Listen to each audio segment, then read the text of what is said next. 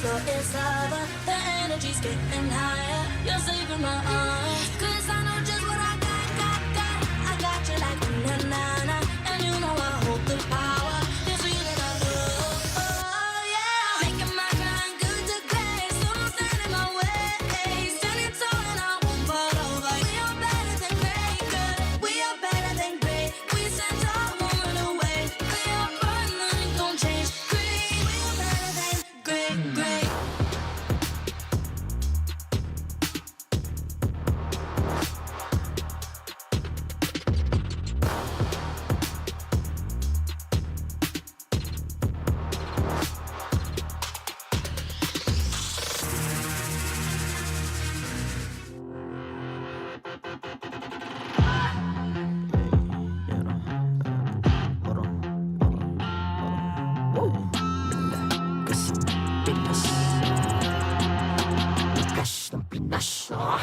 Malakas, Pilipinas, malakas, kahit anong lane, we become the monsters. Malakas, Pilipinas, malakas, face the golden sun and repping for the 3 stars. Look at us, to the top, no ifs, no buts, winning any game, para to sa PINAS. Di mo matitin ang aming boses sa new level. Nasa kalye man o mobile, you know I become a legend. Open fire, we unite, we winners. Built with pressure, like diamonds are made of. Switch na lane na parang gera, HP racing, may reset up. Built agad ang buhat ni Hilda, full load SS parang Lyra. Susundan ko ang iyong bakas, kasama patas, tagumpay natin ito. Dahil tayo'y malakas, para sa Pinas. Nasa amin ang alas, hindi tuwa atras, kinikilala sa taas kasi kami ang malakas, para sa Pinas. Nasa amin ang alas, hindi tuwa atras, kinikilala sa taas, ganito kami sa Pinas. Wow! Hold on, yeah, malakas ang Pinas. We are laging every beat, no surrender, no retreat. Pag nagsama-sama, just imagine what we can achieve. Laging every beat, no surrender, no retreat. Giving 100 all my all, cause we just cannot be defeated. We are unstoppable, immune and invulnerable. Ready ang equipment, lahat frozen, malang crowd control. Pakita ko na jab like pow, beast of the southeast. Taas sa watawat, proud and loud, cause every enemy we devour. Susundan ko ang iyong bakas, kasama patas, tagumpay natin ito. Dahil tayo'y malakas, para sa Pinas. Nasa amin ang alas, hindi tuwa atras, kinikilala sa taas kasi kami ang malakas, para sa Pinas. Nasa amin ang alas, hindi tuwa atras, kinikilala sa taas, ganito kami sa Pinas. Wow!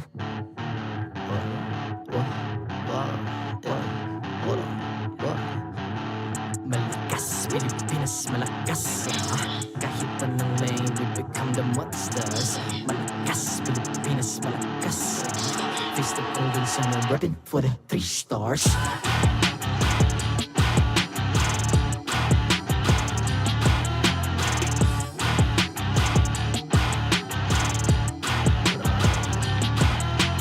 Ang lakas ng Pinas, we unite, be the stars. Ang lakas ng Pinas, we unite, be the stars. Ang lakas ng Pinas, we unite, be the stars. Ang lakas ng Pinas, we the stars. Ang lakas ng Pinas, we unite, we the stars. Ang lakas ng Pinas, we unite, we the stars. Ang lakas ng Pinas, we unite, we the stars. Ang lakas ng Pinas, we the stars.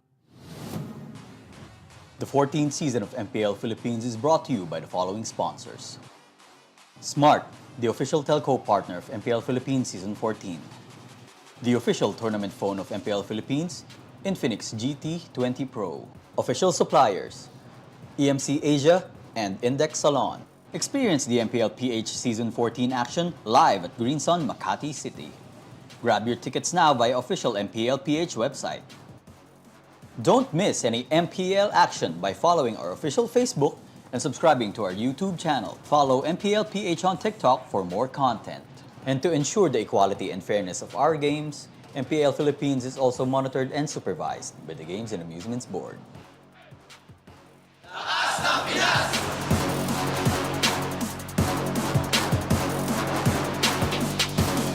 Lakas ng Pinas!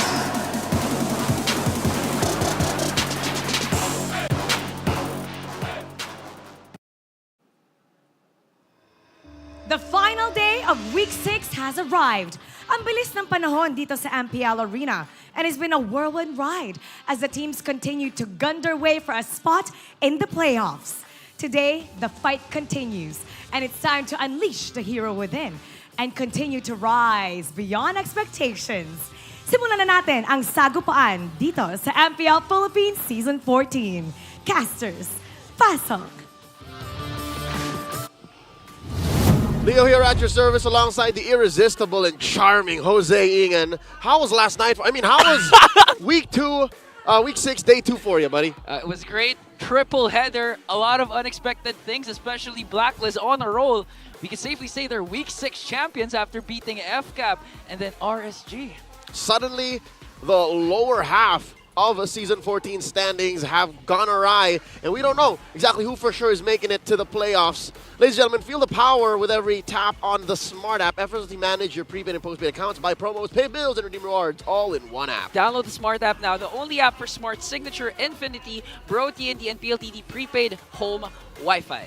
More on last night. We also closed off with a banger of a series unfinished business between Team Liquid Philippines and Smart Omega. The Barangay unable to equalize, going 4-0 against the defending champions. Yeah, and even game number 2 was really fast. Even before the 1-minute mark, TLPH already had the first blood kill, so that game was hella fast, and we literally saw the rise once again of the Liquid Stampede. With that said, we are going to be checking out the standings in just a wee bit, and this is what I'm talking about. RSG and Blacklist now tied at 3 points each. Huge difference when it comes to their net game and win-loss record, though, so that shouldn't be much of a threat for the Raiders, except for when you remember they're starting today off by facing off against the defending world champions, Falcons APBren, who have already locked in their playoff spot alongside Fnatic Onyx. And for RSG as well, you know, the last remaining 4 matches, they're up against the top 4 teams of the standings. And looking at the matches today, highlight match is Falcons APBren again going up against RSG Philippines, when in fact this match also has repercussions for the standings and playoff spot of TNC later on. That's right. They are facing off against a Barangay who is bloodthirsty, looking to bounce back, get into a position, because prior to last night, a lot of folks would have said, hey, Smart Omega's got TLPH's number, especially since the Cavalry has been shaky weeks prior, but now seems to be a different story. So who knows? Who knows? I'll tell you now, Ingan, I'm 1 out of 5 since Friday. I've only gotten 1 prediction right. So my arms and my chest, my back is already shaken. I'm guaranteed to do at least 40, 50 push-ups now. Even the community prediction predicted 68% for Omega, so I can't blame you, but I feel sorry for you. I'm sorry for my suits. Luckily, I don't have to do them in my suit. Hey, but maybe that should be a twist. Let's go ahead and throw it over to the Infinix Game Tambayan. We have the lovely Brigida and the charming Renmar Santa Cruz ready to break down this bout. Thank you so much, casters, and welcome to the Infinix Game Tambayan. I'm Brigida together with Renmar, and we'll be opening the last day of the 6th week of MPL Philippines with, you know, the highlight match immediately between Falcons APBren and RSG Philippines. You know what? If last week we already thought we had enough surprises, enough surprise teams stepping up, this week we learned that there is more to watch out for in this season, especially with new heroes suddenly rising in popularity. But before anything else, of course, we'd like to thank Infinix GT20 Pro, the official tournament phone of the MPL Season 14. Now going back, so these two teams, Falcons APBren and RSG Philippines, apparently based on this week at least, they're looking to redeem themselves from their previous games. Yeah, it's tough because if you're on the side of Falcons APBren, a lot of the expectations of the world is that you perform similar to how Fnatic Onyx Philippines is performing right now. People wanted to see a Falcons APBren that was undefeated and still dominant. And even though they're a team that only suffered, 3 series losses so far this season, people are already doubting their abilities even though they're already playoff secured. For RSG Philippines, though, it's unanimous. It has been a rough season, and people are already starting to count RSGPH out, especially because of the rise of Blacklist International that happened this week, which, interestingly enough, Falcons APBren was also a victim of. And now that you mentioned Falcons APBren only letting go of 3 series so far, that's so interesting to point out because RSG, on the other hand, have only won 3 series so far this season. So it's a difficult matchup, if I may say, for RSG Philippines, especially as they're on the very dangerous spot in our current standings. There's a chance that they may be pushed down to the bottom 2, which they definitely would not want to happen. So now it's very important that we see them gradually bringing in the RSG mid-season activation that we've all known them to eventually bring out, but it seems like they're really struggling to know that right now. But we've asked Nats about his thoughts regarding this entire situation, so let's listen on what he has to say and watch this VTR. Yung ginagawa lang po nila, like gawin lang nila mga turtle plan, ganun, tapos communicate lang lagi. Then, punish lang nila lagi pag nagkakamali yung Bren. Kasi minsan mahilig magkamali din yung Bren. So, ayan. Gawin lang po talaga yung gusto nila gawin. Yung performance niya po is, mechanically, individually, malakas po siya. Like, lagi ko po siya nakikitang ahead sa kalane niya. Lalo na pag laning, marunong po talaga siya, magaling po siya. Pero, pag sa team fight naman po is parang medyo nakukulangan pa po sa kanya. Pero parang malapit na po sa part na parang pag nandun na po siya, then yun, unstoppable na siyang player. So yun, talaga. Trial and error. Relax sa inyo pre, galingan nyo. Ayan yan, tapos yung ginagawa nyo lang dati gawin nyo kayo. Kasi kaya naman talaga lahat eh. Kumbaga nag-a-adjust at nag-a-adjust lang kayo. Pero this time naman na feel ko na kayang-kaya talaga. So good luck.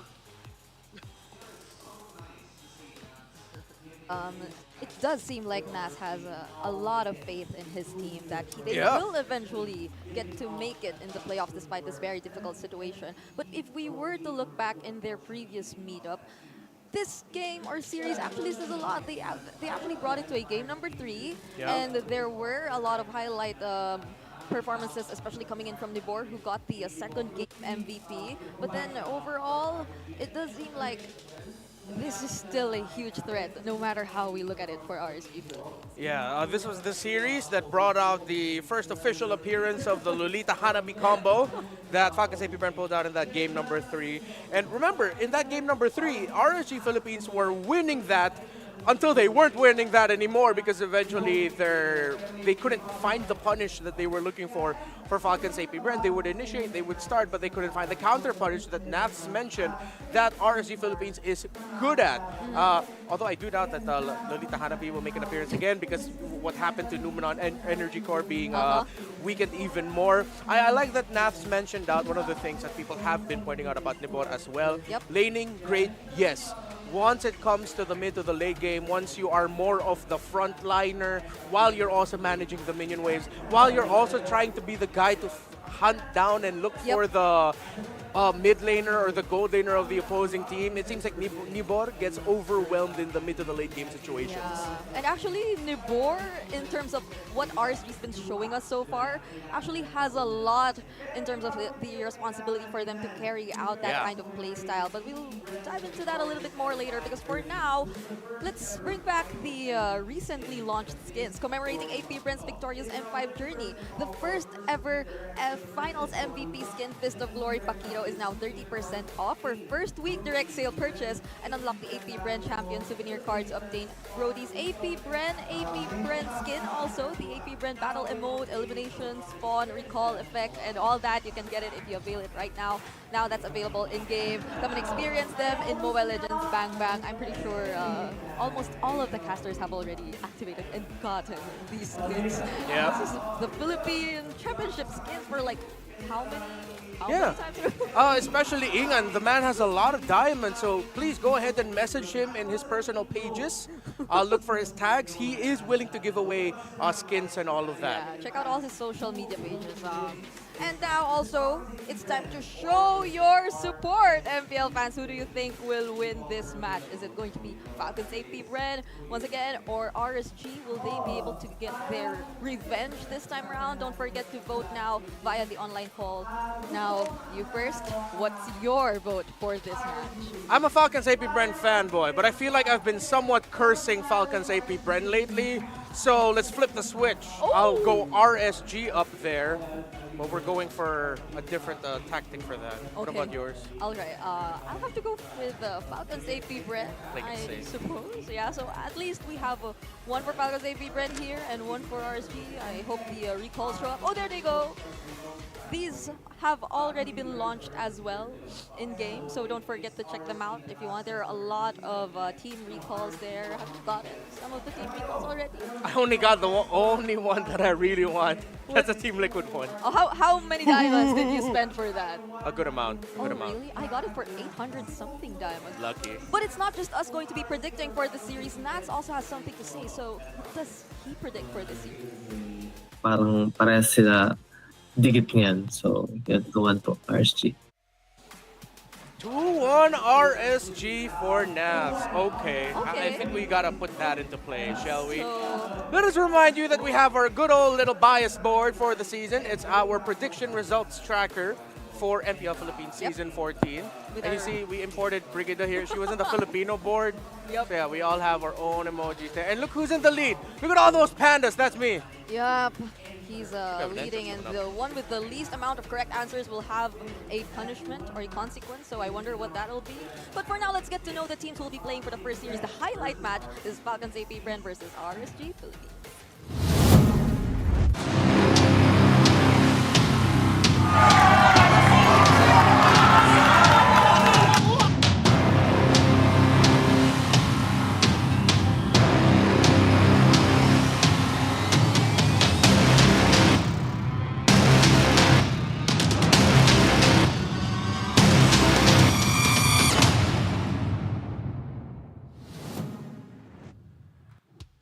Crucial game is about to begin.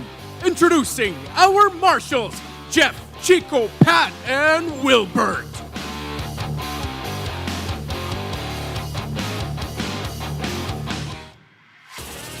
There is no perfect king, and these kings are here to prove that they too can fall and bounce right back up. Here to defend their hive, they are the reigning M-Series World Champions, Falcons APBren!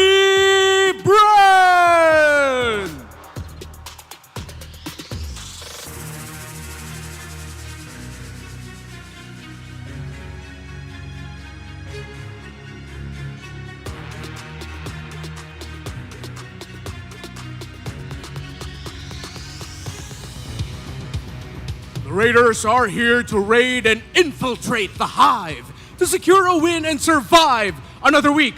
Eyes on the playoffs, RSG Philippines!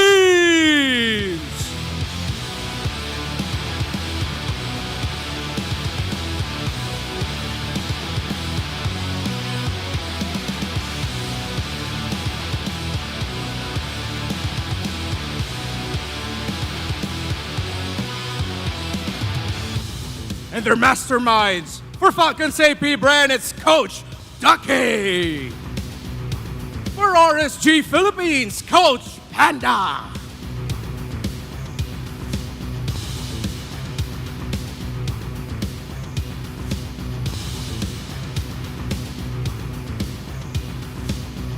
It's time for the face-off Nibor, Flap TZ, step forward. Step closer together. Nibor, paano ka makakabawi sa Falcons APBren? Ano ang palag mo? Mas gigil ako bumawi. Flap TZ, paano mo masisiguro na hindi makakabawi ang katapat mo? Ano ang palag mo? Palag kung palag. Fist bump. MPL Arena, brace yourselves. This is a highlight match for a reason. So get ready for an exciting ride and enter the Lanadon panel. Pasok.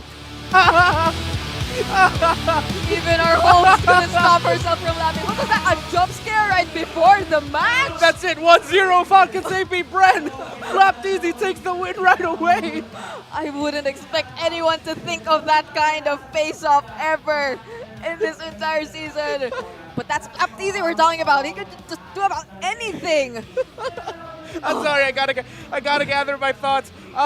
Just watch out how well RSG Philippines might pressure the jungle for Kyle TZ, because you know Falcons APBren will look to pressure the jungle of Iran and win through the center of the map. These two teams at their peak, at their best, play the same way, except that RSG Philippines might need to take a little bit better care of the turrets in the side lanes. I like how Naz also previously mentioned how it's just really important for RSG to be consistent in terms of their comms and their overall approach in taking the turtle, especially that they're up against Falcons APBren, one of the teams who are most aggressive in the early to mid stages of the game. And RSG, it seems like for them, they have so much conditions that they have to fulfill in order for them to get the advantage. They're the team leading in terms of average game duration, so that means it's kind of like a hit or miss. If they don't secure the early game, it's very rare for them to get opportunities to take back the advantage. But now let's head on to our Infinix keys to victory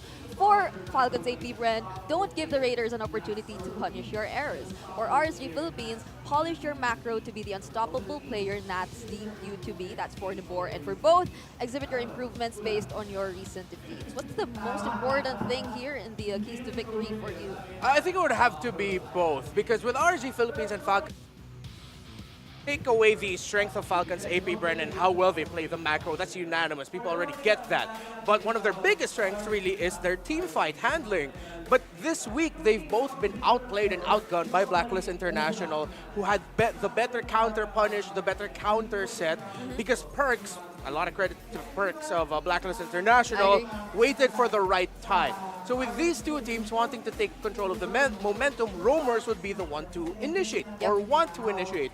So at least now I think for Light and Ogwen, they have to think about it more in a little bit of a counter punchy way, because these two teams are so good with the counter punishments at their peak.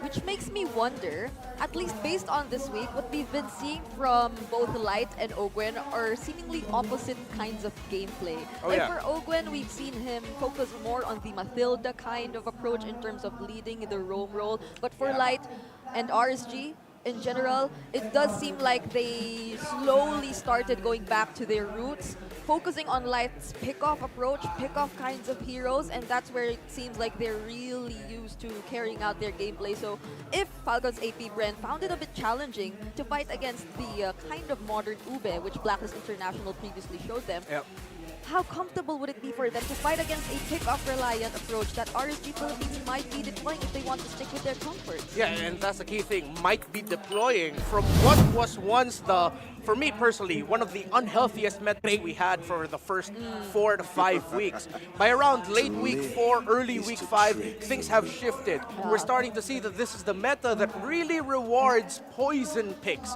surprise picks, and that's something that RSG Philippines, that's not their comfort zone.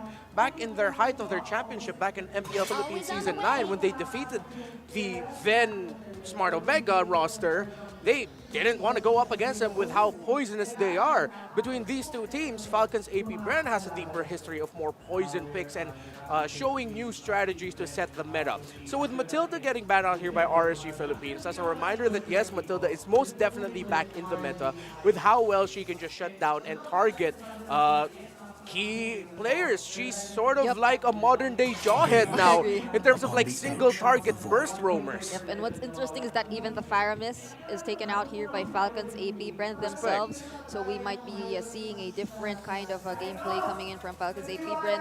And going back to what you mentioned earlier, I think the player from RSG Philippines who tends to bring out the more surprising picks, if not from Light, which I feel they might not be attempting to do anytime soon, it's mostly really Irad.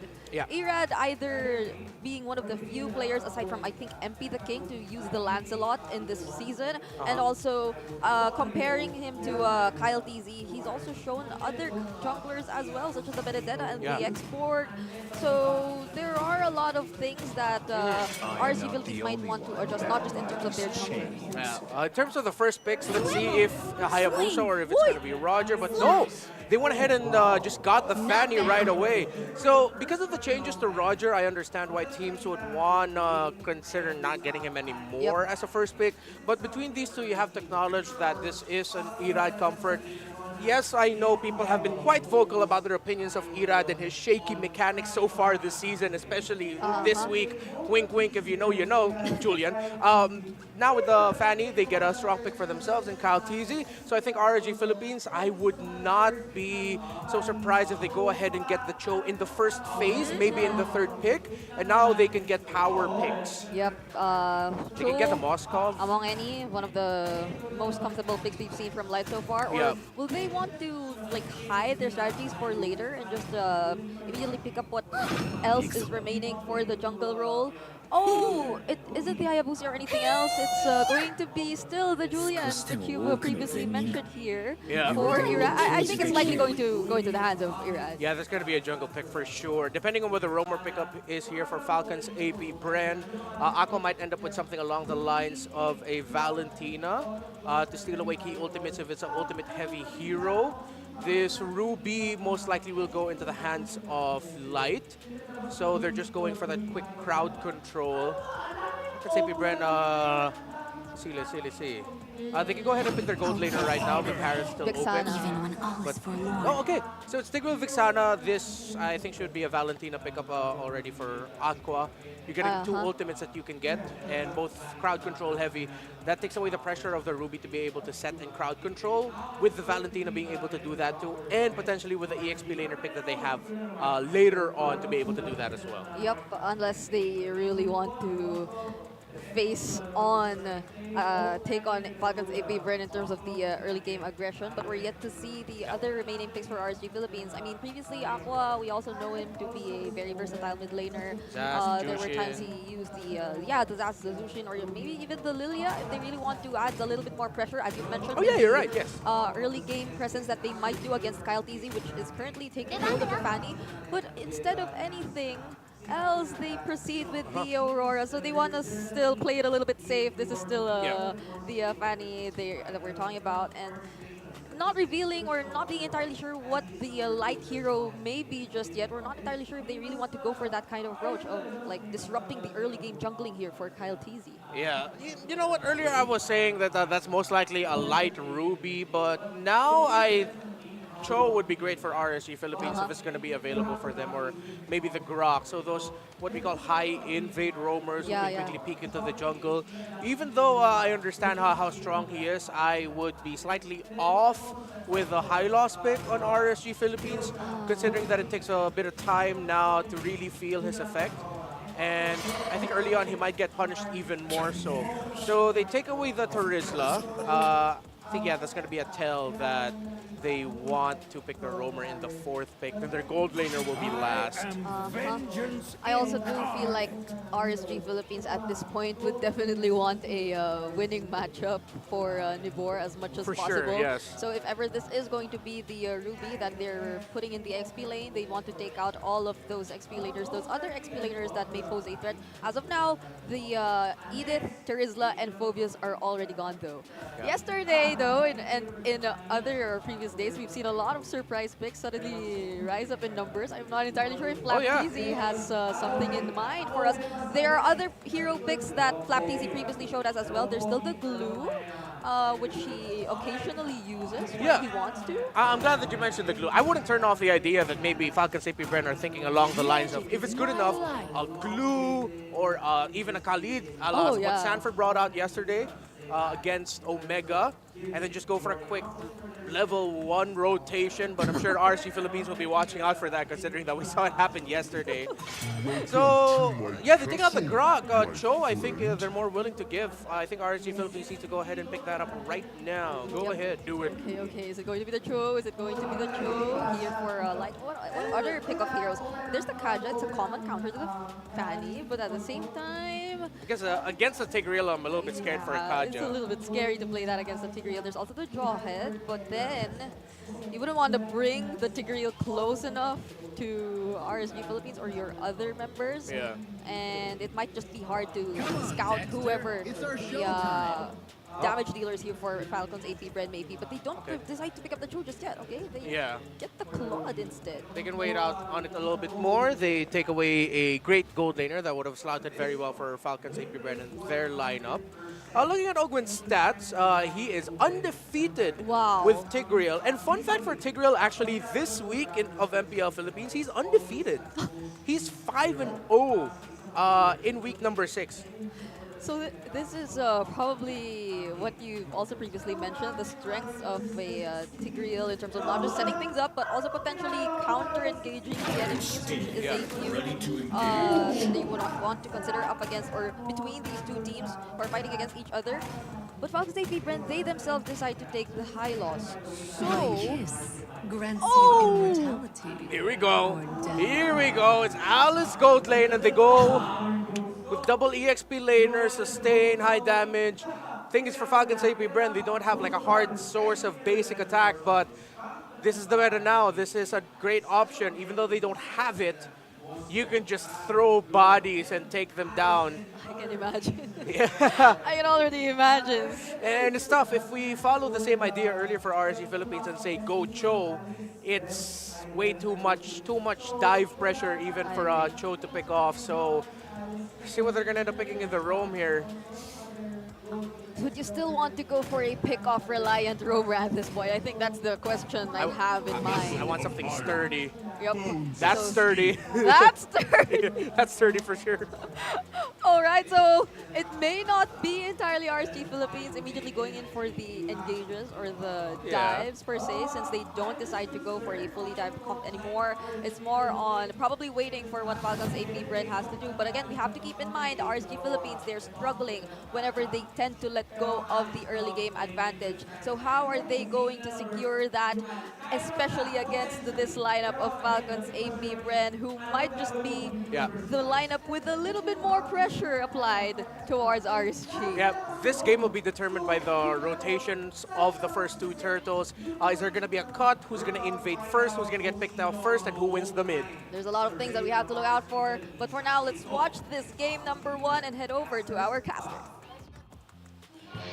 Alex and Renmar, thanks for breaking down the draft.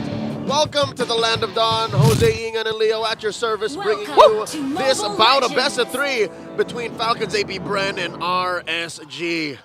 How do you like that? How do you like that bloody, bulletproof Marco? I like it. I mean, it gives Marco more ways than one to outplay opposing gold laners, again with the flowing blood. And Auntie and Ara mentioned this a while ago, and as well as the English panel, that in terms of damage, they can keep up with gold laners early to mid-game. Yeah, it's more a matter of waiting until 4 or 5 of them are ready to lean in. They have a very different pacing throughout the game. And check this out, Flap, versus 3. Okay, so look at this. I see 3 tank. Do you count Alice as a tank now, or is it adjusted? She's a hybrid. Hybrid, right? Oh, let's just say we have 3 tanks in the Land of Dawn right now. 4 Falcons APBren. 4 Falcons APBren. If you're going to count Light, so that's 4. Well, look at how the meta just shifted all of a sudden. 1 patch, and we're seeing different heroes. 1 patch, 72 hours. It's ridiculous what the best of the best in the world can do. Talk about RSG, though. Something I will say. The silver lining in the relatively harsh weekend that they're experiencing, I like that they actually put the Ruby in Nibor's hands. Ask me why. Why? Because if you put a high loss in his hands like yesterday, his battle spell going, oh, wait. Oh, great. No, he's fine. All right. So his battle spell going off cooldown doesn't really do anything. Yeah. But here, with a flicker, I'm offended. He can do something. Yeah, plus Renmar and the English panel brigade also mentioned that. Oh, it was Nats pala. Sorry. Nats mentioned that in terms of mechanical skills, Nibor is really excellent. He's Dominates the XP lane matchup. And you can't do that with the Hylos because what are you going to do? Just toggle on the Ring of Punishment. That's it. Glorious Pathway. With the Nibor Ruby, Right. you know he can do much more. Whoa. Here we go. Turtle fight.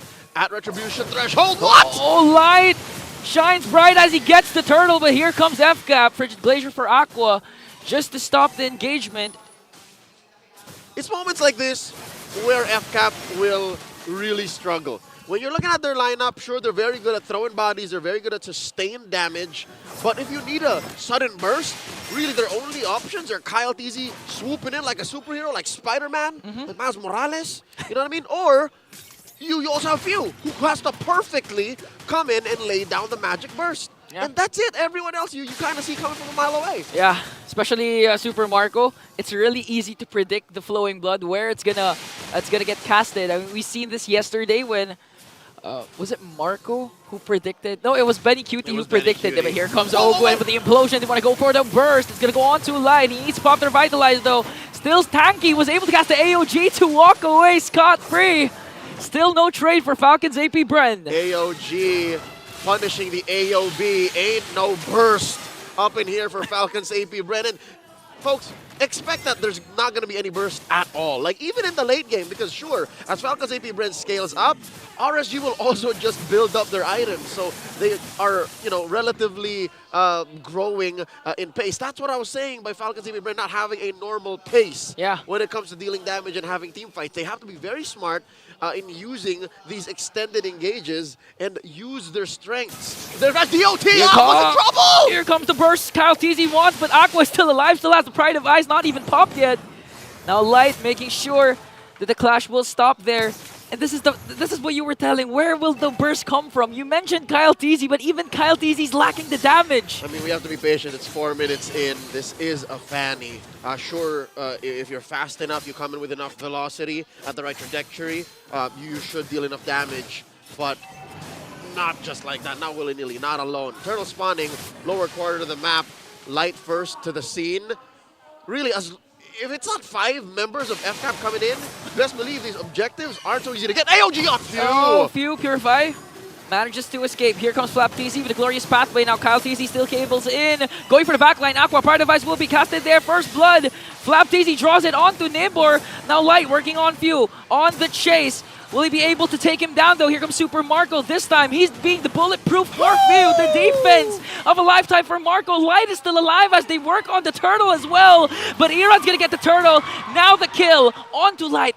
How many seconds was Light alive during that clash? I'll tell you, way too long. He was alive for way too long. And this is what we're talking about. FCAP can't deal the right amount of burst to punish RSG from overextending. If anything, RSG can use that fact to buy time to trade out. And now check this out. Kyle TZ using what little burst. Oh, blazing the wet! From Kosei. Oh, Kyle TZ manages to escape. But so far, okay, Kyle TZ's performing well. In terms of his mechanical skills, it's all there. But the problem is just the damage. Yeah. The damage is not just enough yet. It's hardly a case of it's not how you use it, it's what you got. And now coming in, Implosion! Speaking of using the Implosion there to bring down Aqua, AOG will be casted.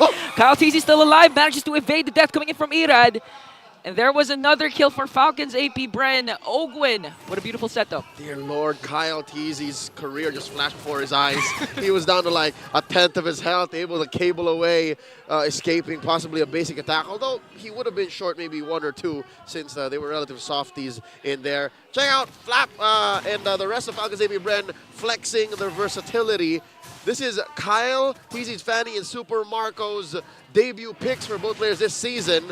They now have picked 40 unique heroes amongst their team, all in all. Wait, I swore I saw Kyle TZ use the Fanny this season. This was the first time he used the Fanny? They never let it open. Oh. Other players have played Fanny, but not Kyle. You have to respect.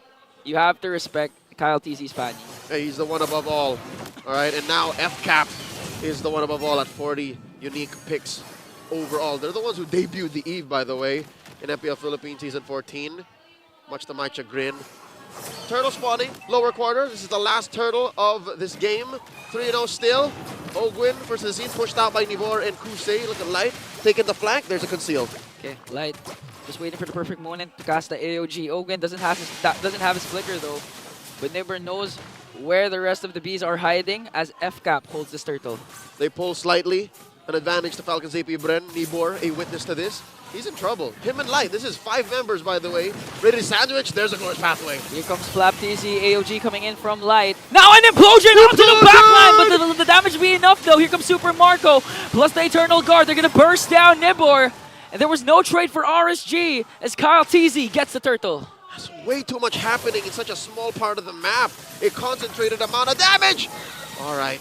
You see that glorious pathway, implosion, Eternal Guard, and then for the stragglers, you have Super Marco just, laying down the blood. Oh, dear Lord. Just too much. Too much right now for RSG. Again, even the Sacred Hammer might even do the job to bring down Light here. But a Cursed Blast will blast down Light. He folded that boy in half. Here comes Kyle TZ. Kosei has to pop the Blazing Duet. Manages to escape with a BMI out. Does he have more energy to find Kosei? Here comes Kyle. Super Kyle. Bang! One more hit. What? That's the Kamai King getting away with it. You know, if my Falcons APBren, specifically Kyle, I have the lead. In terms of kills, 5-0 plus a 1.6k gold lead, I'm still gonna be tilted after all that. Jose, exactly why they are world champions. Exactly why we're on desk and they're not. Yeah. Well, they're on some sort of desk, but they're playing and they have the discipline. 5-0. 8.5 minutes in, almost 2k ahead. And here we were talking about how they don't have any burst. They can't really, lay down the smackdown on the turtle early on, but they scored the last one, and that's what counts. Well, sure enough, the rest of the map looks like it belongs to RSG, yeah. But give it some time, Falcons APBren will convert into better objectives. Look at the community prediction. 84.5% of everyone watching thinks it should be FCAP given how rough it has been for RSG. But here's the thing, just one turnaround. I think it's still possible for RSG since they do have Nibor who hasn't done much yet. A single I'm offended could turn the tides. Maybe even Light if he catches like 3 with an AOG. Yeah, like the one how he started things off a while ago. Even though it didn't transition to kills, it did secure RSG the first 2 turtles. And with that single play, they could also replicate it this time by securing the Lord. And really, we haven't seen the mechanic pop off just yet. He's waiting for the right tools to come in. Picking up that HC, Holy Crystal. That's multiples of his magic damage going up in a single item. He is about at the same level, if anything, higher XP than Kyle. So that means Irad isn't behind. It's just he hasn't been able to really get much kills. Yeah, having a hard time really finding those pickoffs. They do have the crowd control, even the Frigid Glacier from Aqua. But again, we've been saying there are a lot of kits coming in from Falcons APBren. You mentioned the Glorious Pathway, the Implosion, even Few has been dealing a lot of damage. And here comes Ogwin once again! Nibor though, since he has the Brave Spine, he has an extra sustain. And again, an almost kill for Falcons APBren. Wow, kudos to Nibor there, given that was Ogwin and Kyle, who were, what, I would assume at this point miles away in terms of net worth. He's like 50 cent, he walked away with a bullet in him. Ooh, but Ogwin though, he did cast the Implosion and the Flicker, so that's 2 major resources down for Falcons APBren. This could be an opening for RSG unless they just trade the Lord for 3rd push up top. Should be huge here. FCAP first to the scene. Lord approaching half health. Light charging it up, although he is in no man's land. This is tough. Flap played the man-to-man defense. Here's a soft reset. Okay, here comes Kyle TZ onto Kosei, forcing the Blazing Duet once again. Another resource down for RSG. Will this be an opening for the Bees? It should be enough, though. I mean, RSG are standing their ground. FCAP don't have a clear go at it. That's the top lane taken care of. Huge wave marching up. Kyle TZ taking his purple first, so they're taking their time as Kusei bum rushes towards the pit. Okay. keep an eye out for Nibor. These are the moments wherein Nibor shines again. Highly mechanical player. One I'm offended play, catching the bees off guard, can indeed turn the tides for RSG. Could be momentum shifting towards the Raiders. No one home. Lord fully reset here. Interesting how the Lord Shuffle has taken such a turn. You don't even have to hide anymore. Very rarely are teams caught off guard by vision. Sometimes you just know where they are. It's just a matter of execution. Implosion! An implosion paired up with the Glorious Pathway. This time Kyle Teasy pops the Pride of Ice and makes sure to secure the kill. That's his first kill onto Aqua. And Nibor falls down as well. Falcons APBren might get an uncontested Lord. 2 men down. Just light Irad and Kusei on the map. This is what I was talking about. Again, you knew they were there. It was just a matter of time before you bumped into a bush that had 2 lethal ults waiting for you in it. Yeah. And suddenly you're down 2 dudes. Yeah, it's not a matter of are you going to catch someone. It's a matter of how many are you going to catch. And in that case, I think Ogwin caught one. But the follow-up from Kyle Teasy forced Aqua. But this again, even running after the tank is here from RSG. Cutthroat will not finish the job. Light will indeed be safe, but RSG has to deal with the Lord. That's what you call a TKO. You don't even have to really kill him. Just send him home. That's enough. Oh, 1v1. Bibigyan naman that, Irad. Oh, no. Oh, all right. He knows. He knows. He senses it. He senses it. This isn't a 1v1. This is an honorable duel, man. Yeah, almost. Super Marco, though. 2-0-2 for this Alice. And the Falcons APBren 3.6k gold lead. A while ago, Owen doesn't have his flicker. But with the Lord marching up top, plus the availability of the flicker, you can ensure that he'll make a really aggressive set to even end the game. Again, Ogwen with the Stigreal, one of the most used heroes, 100% win rate when he's rocking this hero. It's crazy. He didn't even have to use the flicker. He didn't even have to play off of a conceal that last time. Now here comes the more! Explosion! Just to counter out Frigid Glacier, though, as RSG answers right back. Kosei has to use the BMI out. Double kill coming in from the Raiders, as Ogwen and Few are the ones left. Ogwen's gonna fall down. Only the El Capitan is left as he takes down Aqua. And that's the defense the Raiders are really backing for right now. What I tell you, Jose, what I tell you. One, I'm offended.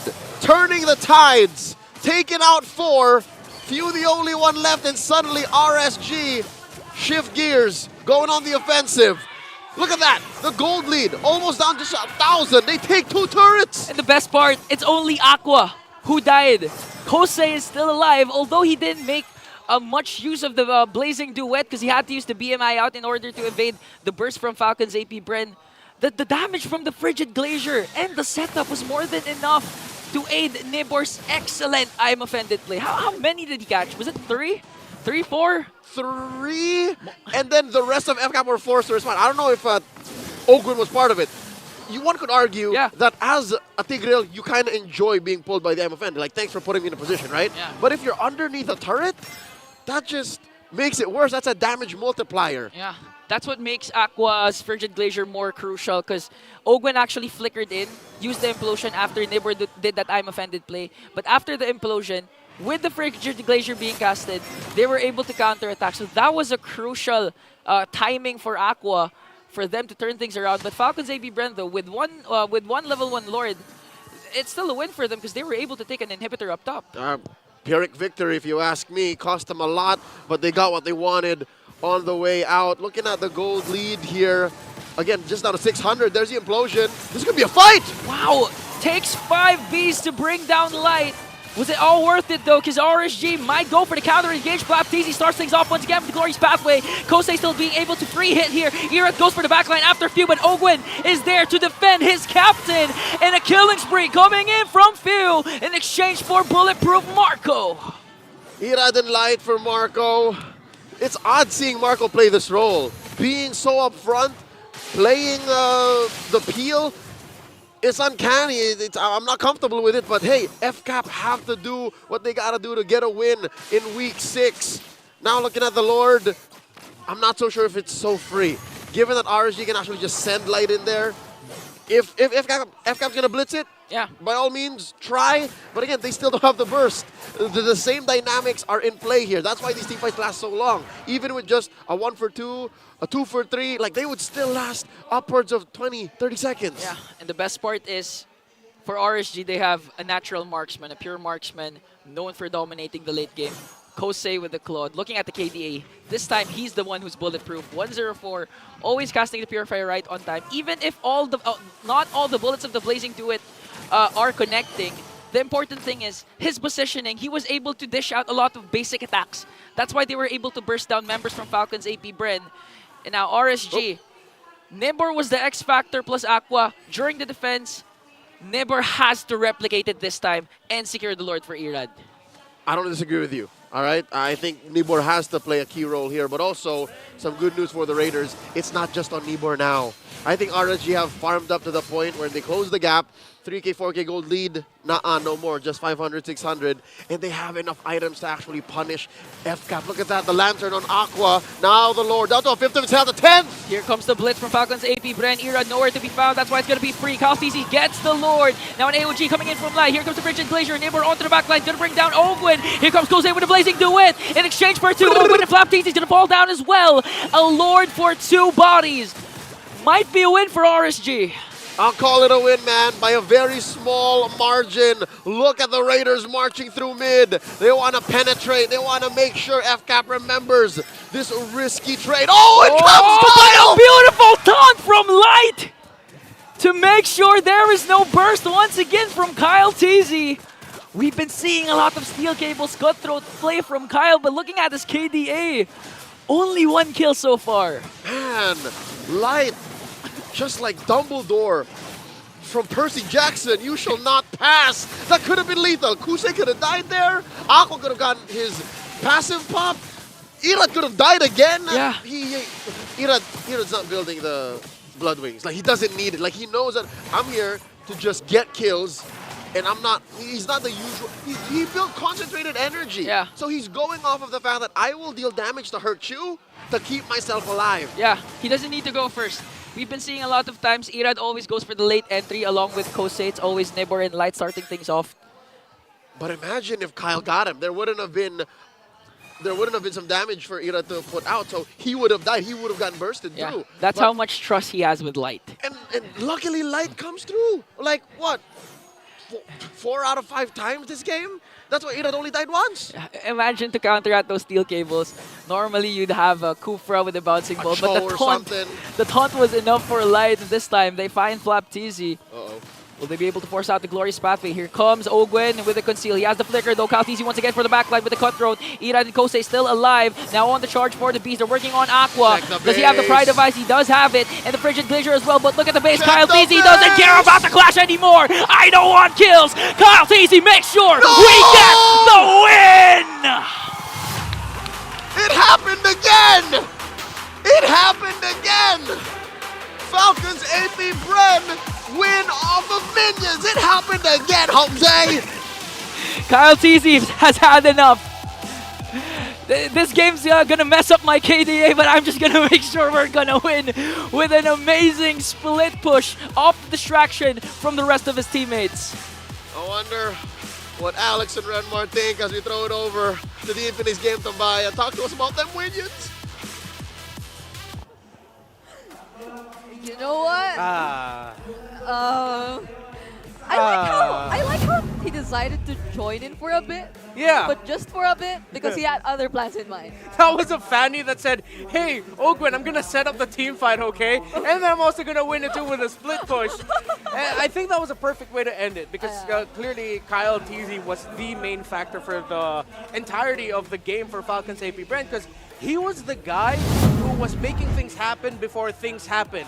Does that sound vague?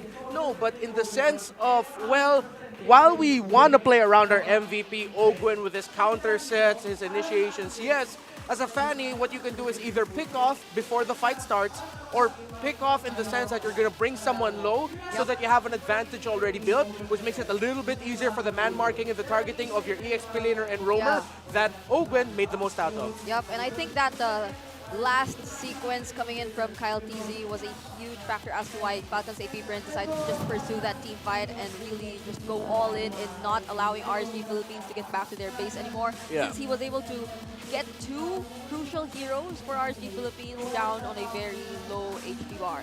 And after that entire thing, it was just a lot.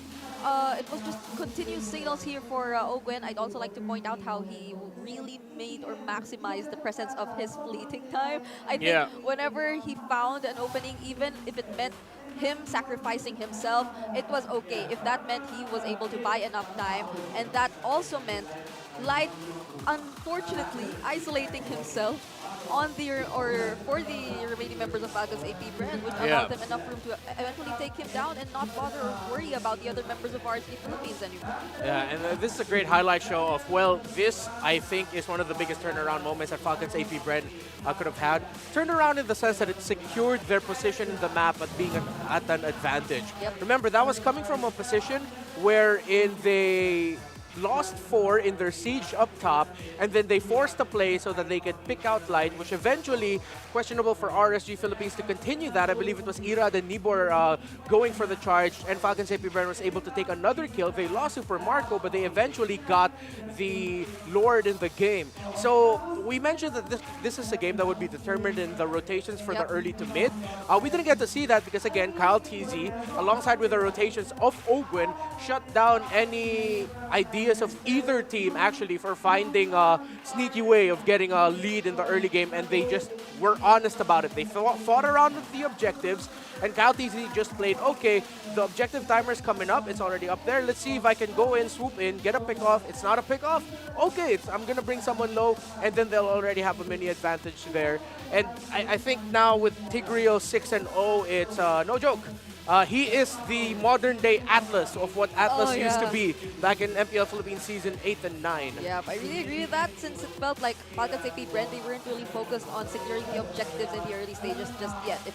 If they get to take it, then that's a bonus for them, but it's entirely the main plan, which they wanted to go by in the early stages. And I think for RSG, this somewhat showed signs of hope in terms of like the problems they wanted to tackle overall in their current situation, wherein they're struggling in the late game. And there was a time they nearly turned things around. They really nearly turned things around. It was just like being patient, waiting for their conditions to eventually be met or activated, particularly Nibor with that crucial I'm offended play he did up top, and that subsequent continuous takedowns on the remaining turrets, outer turrets here for Falcons APBren. But it's just that whenever it boils down to you have no choice but to take us on by the team fights, it was really Falcons APBren making the most out of it. And I think it also had something to do with that certain level of unpredictability with how Falcons APBren decided to approach this match, because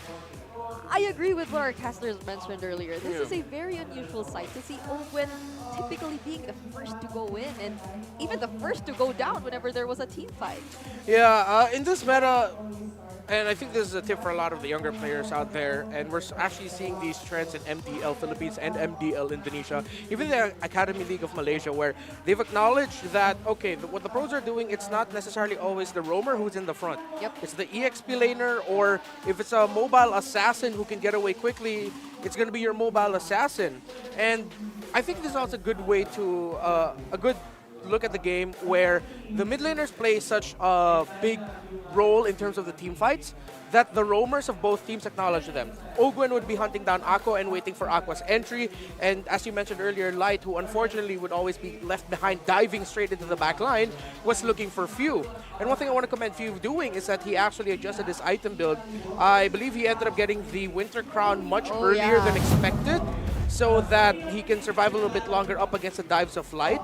And then eventually that's when he brought in the Lantern as the third item, even went for the Blood Wings. So it's a good acknowledgement by both mid laners, with Aqua even rushing the Blood Wings himself and eventually making Divine Glaive his second item priority. That for Few, he needed to be defensive, while Aqua, he needed to be defensive, but at the same time catch up on the damage. Yeah, it's an interesting approach by these two mid laners. Really, especially for Super Marco. Like, I'm not entirely sure if he wanted to just play safe at that entire game, because it really felt like he was just willingly not thinking about his bulletproof title for Yeah. that entire game. It was just him really looking for the enemies and at times really being the first to fall. But for now, let's listen in on what Mara has to say. I think there are a little bit of news or reports that are going on around, not just here in the Philippines. Welcome to M News. As the road to M6 is getting closer and closer, let's get a glimpse around the world of competitive MLBB. First up, let's head to MPL Indonesia. Last night, the classic derby featuring RRQ Hoshi and EVO's legends. We saw the biggest upset of MPL Indonesia Season 14. Now, why was this such a big deal? This is because no one expected the 9th seed to be able to beat the 1st seed. RRQ Hoshi was enjoying 8 straight wins until Evo showed up last night and gave them a reverse sweep, ending their streak and hurting their pride. And now after Indonesia, let's move on to MPL Singapore. Now we're gonna be talking about the Dream Team NIP Flash dominating the standings. Their match record, 6-0. Their game record, 12-0. No one has been able to beat NIP Flash. And in their latest match against Homeboys, our Pinoy pride, Kurt Teasy, was flexing Fanny in the mid lane. And we're gonna be talking more on that in the meta check. And finally, we're pleased to announce the M6 World Championship happening in a Swiss format. 16 of the world's best will begin the best of one head-to-head group stage at Itayon. They need to win 3 times to be able to make it to the knockout stage. If you don't win 3, well, you're out early. What do you guys think about this Swiss format? Write it down below. We're gonna be discussing. There have been so much adjustments and changes, especially in the M6. And sudden, I'd say, upsets even in other MPL regions. Yeah. MPLSG is interesting to me. It is, NIP Flash Playground. They're doing so many things. They're undefeated. Totally undefeated. No games dropped. Mid lane Fanny. Mid lane Fanny. Kurt Teasy, you're the man. I can't believe he decided to show some mid lane Fanny. Like, I thought the mid lane Martis and all that You were thought that- already enough. You thought that was peak already. I thought that was peak. There was more. That's Kurt Teasy, by the way. So Yeah. I wonder what could potentially happen if ever they do meet once again with our soon-to-be PH representatives. Like, what other tricks do they have?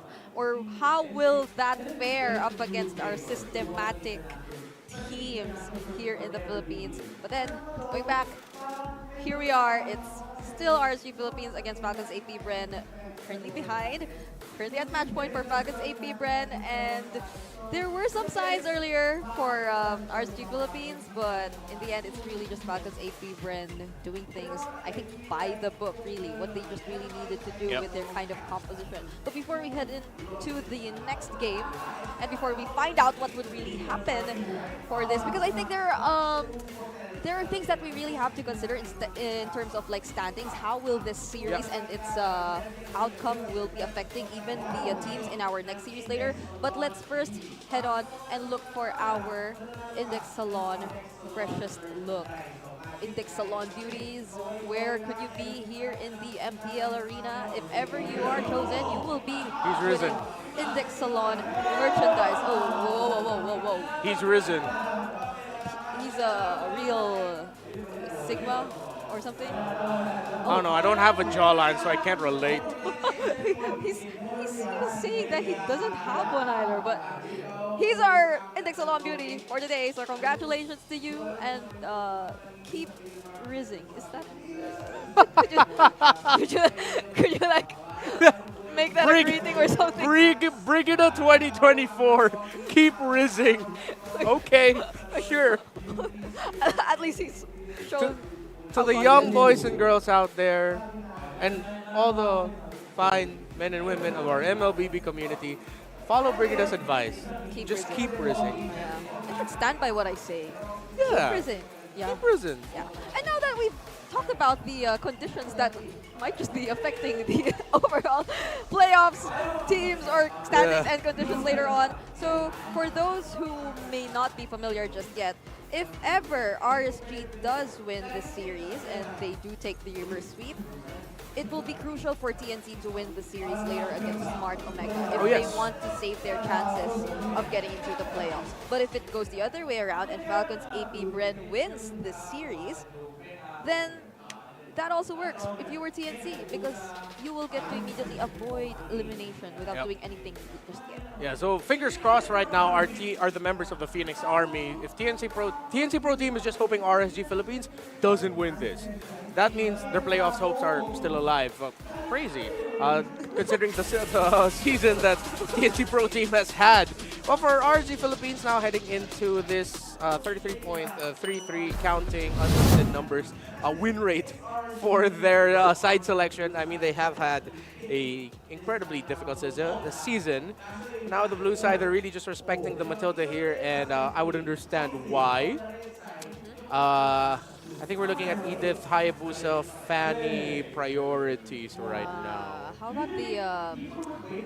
I mean, earlier, RSG Philippines also did prioritize Nibor's hero, but it was a Ruby. It was sort of like a hero you would want to still flex and just consider for certain matchups. But then it did seem like they were just forced to put it in the XP lane earlier. So would they be able to get their hands on either the Phobius or the Edith? Some comfort picks here for I think Falcons would want to take that out.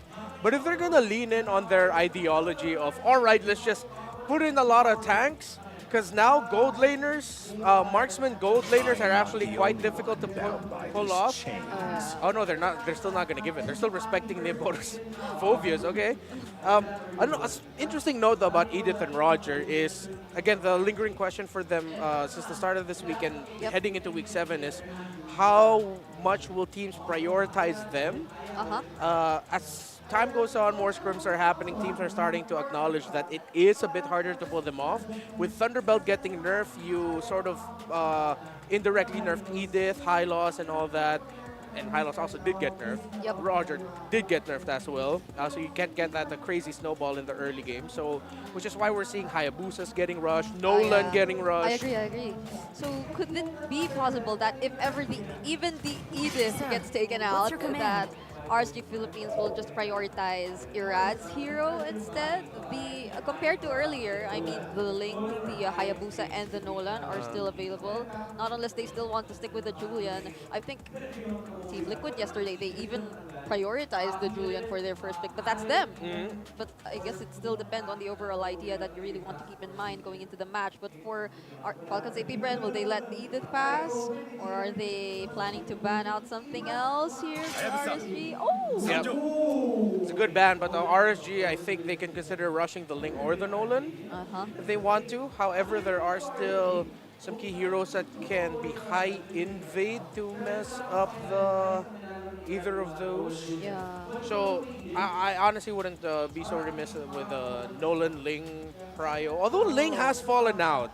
And actually, it's just the Matilda banned out right now. The Faramis is still available just in case for Falcons APBren, and we've seen teams playing around with the Faramis even together with the Tigreal, but then Tigreal is no longer available as well for Falcons APBren here. So would they be the ones to want to rush the Assassins instead? Taking the Hayabusa immediately for, no, I mean the Nolan or the Ling? They can, we'll see. I would like a Nolan. There we go. Maybe Moss. Let's see if they'll go Moskov. Midnight's saying Julian, and I think we were saying it also as well. Straight into the high loss, okay. Yeah, it's interesting since even despite the nerfs that Hylos has previously went through, Flap plays the Hylos relatively aggressive. In the early stages of the game, we've seen him earlier with a 3-0-2 standing, I think, for the first 5 or 6 minutes. That's kind of unexpected, but again, he was up against a Ruby. This time, if ever this is going to be a Hylos XP, which I think it will, it's going to be up against the Edith. So might be a little bit more tricky compared to earlier. Yeah, I think Falcons APBren would want to go for more burst later on for their mid. If it's open, get the Vexana right away. Oh, chasing the power picks, so they go with the Ling, then the Harith. Few pickup will be important. If they don't end up getting for a crowd control mid laner like an Aurora, Vexana, few could honestly go Lilia here. Oh, yeah. Oh, yeah. There Oh, they of go. course. So, yeah. How could I forget? They do decide to pick up the Pyramid still either Yes. way, even though the Matilda and the Tigreal are no longer available. Yeah, Falcons APBren would need to ban the Valentina though. So that's one slot from their bans that needs to be taken out. But wait, what's that? The Louis? Oh. Yeah, that's also still very understandable. So they prevent further global presence here for RSG Philippines. So oh no, they won't be considering the Moscow anymore as well. Yeah. Maybe for Falcons APBren, but if we are really going to stick with the idea that we're no longer going to see marksmen in the gold lane as much, then would they still want to go for either the no, at this point I'm not entirely sure if the Alice is still a good idea. Yeah. I think I remember back in Season 7 when it was always just Alice, Lunox, Harith as the dueling in the gold lane. I think there were really times where we would see sometimes Alice struggle, but no, RSG Philippines actually still respecting it. They don't want to deal with it. Okay, so we might go back to the normal gold lane matchups that we've been seeing. Moskov is still open for Super Marco if he wants to. Wait, is that the Super Marco version or something? No, that's... Oh no, oh no, yeah. Y'all know what that is. You know what it is? Y'all know. You guys don't need me to say what that is. I can't believe it made it here to the MPL arena. All right. So that's... I love our community for that. That's still promoting our M5 skins. At the end of the day, it's about promoting our M5 skins. All right, so look at how happy our MPL fans are right now. So, oh, wait, they don't decide to ban out the Valentina. It's still open here for RSG Philippines. Oh, they'd rather play into giving the Nether Realm to them. Interesting choice, sure. Well, and now because of that, even the Moscov's taken out here for Falcons APBren. Rough buddy. I think Super Marco might be trapped with either a carry or a Claude. You don't see enough pieces for a carry. Yep. Not yet. Are they going to consider bringing... Oh yeah, it's a Claude. Oh, it is a Claude, okay. It's the safer option here. And at the very least, they have the Faramis and even the Hyla, so that's a lot of space they could potentially create here. Very true. For the Claude. But for the remaining two picks here for RSG Philippines, they're lacking their roamer, their light hero, not unless, but I really feel like this is an abort edit. So they're lacking their light hero as well as their mid laner. The Valentina again is still open. So would they want to go for the comforts, right? And I'm not entirely sure if you'd still want the pick-off in this kind of scenario. It's still a Faramis that you're going up against here for Falcons APBren. So what other options are available here for light just in case? But then, yeah, if ever the show is there. Wait. So this is a light edit? Yeah, it's a light edit, and of course Valentina will get picked up there by Aqua. Tom's, that's going to be a Tom's with a Vengeance. I think they were just thinking they needed a hero with a Vengeance, and honestly, as another beefy front liner. But that's dependent on RSG Philippines winning some early trades. Because if they lose the early, that Tom's loses. You lose a frontliner right away. And how likely is it going to be for RSG to regain the momentum if ever they do lose the early game? Since at this point, it might be too dependent on how long will Irad be able to hold out the map for them. Yeah. Since the late game definitely might just be going into the hands of Falcons APBren. So they close out their draft with a Ruby. So if ever RSG does opt to go for the team fights, then at least for Falcons APBren, they have a way to deal with that pressure because they have a Ruby, which will go into the home. Yeah. Okay. Interesting choices here. Obviously, the early to mid game for Falcons APBren could be terrifying with Nolan Faramis together. However, RSG Philippines are gonna wanna play aggressive. They have to find some wins early, help Nibor win early. I'm so curious to see what will happen in the Land of Dawn, so let's head over to our casters, Leo and Ingan. Take it away. And away we shall take it into game number 2. Falcons APBren at match Welcome point. to Mobile Jose and Leo Legends. here bringing you the action. It's odd how Falcons APBren actually welcomed the Valentina. Like, to be a fly on that wall in that draft, why did Falcons APBren allow for this? Because obviously, they now also have their own NetherRealm. Yeah, I mean, they want to go for the clashes, want to go out sustain as well their opponents, and this is the basic matchup we've been seeing since forever. The Valentina Faramis, so we can expect a lot of intense matchups. And I do agree with what Renmar and Brigitte said. Similar to like a Jawhead, if this Thamus is on the receiving end, it's going to be almost non-existent all throughout the game. And again, do note this is Nibor playing it. We're so used to him playing the Edith. You know, single approach, single initiations, turning the tides of battle. Here he's more of a eminent threat. Like, he has to stand in a place wherein he can barrel through a lineup and force his way through. I don't know if that's worth it. I don't know if it's going to work out because obviously throughout the draft, RSG switched it up. They stepped on the clutch. They said, hey, Light, you're playing the Edith. I don't know if FCAP was ready for that. Yeah, honestly, if RSG just really avoids the early aggression that Renmar and Brigitte has been telling FCAP's plan, Nibor's gonna be fine because again his mechanical skills in terms of laning phase along with his Thamus compared to a Hylos has more mobility, has more outplay potential. He's gonna be fine. So I guess it's a blessing in disguise that the high loss is in the XP lane too. Oh, check this out! Early action! Here comes the early action, but this time Ogwen is the one who's gonna fall down. Kyle TZ wants to answer right back, but Irad's not backing down. Okay, so this is what they were saying a while ago. If RSG manages to catch FCAP's, stop FCAP's aggression, they're gonna be fine. With their own, yeah. RSG now transitioning into their own turtle take. That's 4 members against 2. Nibor on Flap TZ, pushing him out of that Y brush. I wonder. It's a clean take. RSG's got this. Yeah, no trade for Falcons APBren. Even Nibor working extra hours there, trying to zone out Flap TZ. Oh. Wow, this is a very aggressive Nibor that we've all been waiting to see. Jose, I gotta tell you, it's a perfect first 2 minutes for RSG. I would love to take a video of that play from that kill in mid onto Ogwen, in the transition to the turtle, put it on a frame, hang it on my wall. Like that's perfect. That's how perfect That's it what you is. do. That's 10 what out you of do. 10. Yeah, you go for the pickoff, convert straight into a objective. Again, you mentioned how Nibor was just playing man-to-man defense. Yeah. That's how you end up with a 700 gold lead this early on.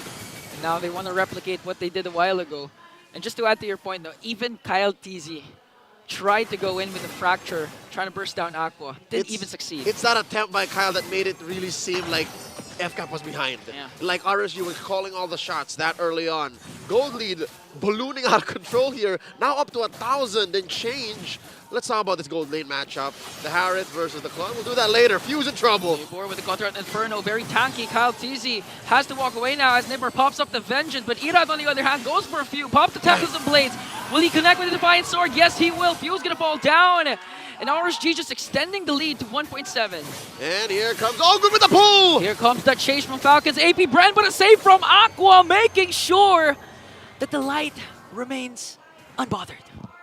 Highway robbery. Yeah. Literally stole the NetherRealm, used it to their advantage. And now I'm wondering if FCAP is kicking themselves in the behind. Why did we open up the Valentina? That wouldn't have happened if it was any other mid laner. By the way, they banned out a lot of the big things. Hey, whoa, whoa, whoa. Grant the purple, was it? Grant that purple indeed. That's why Flap TZ wants to chase, wants to punish Irad. Punish him. But Nibor says no.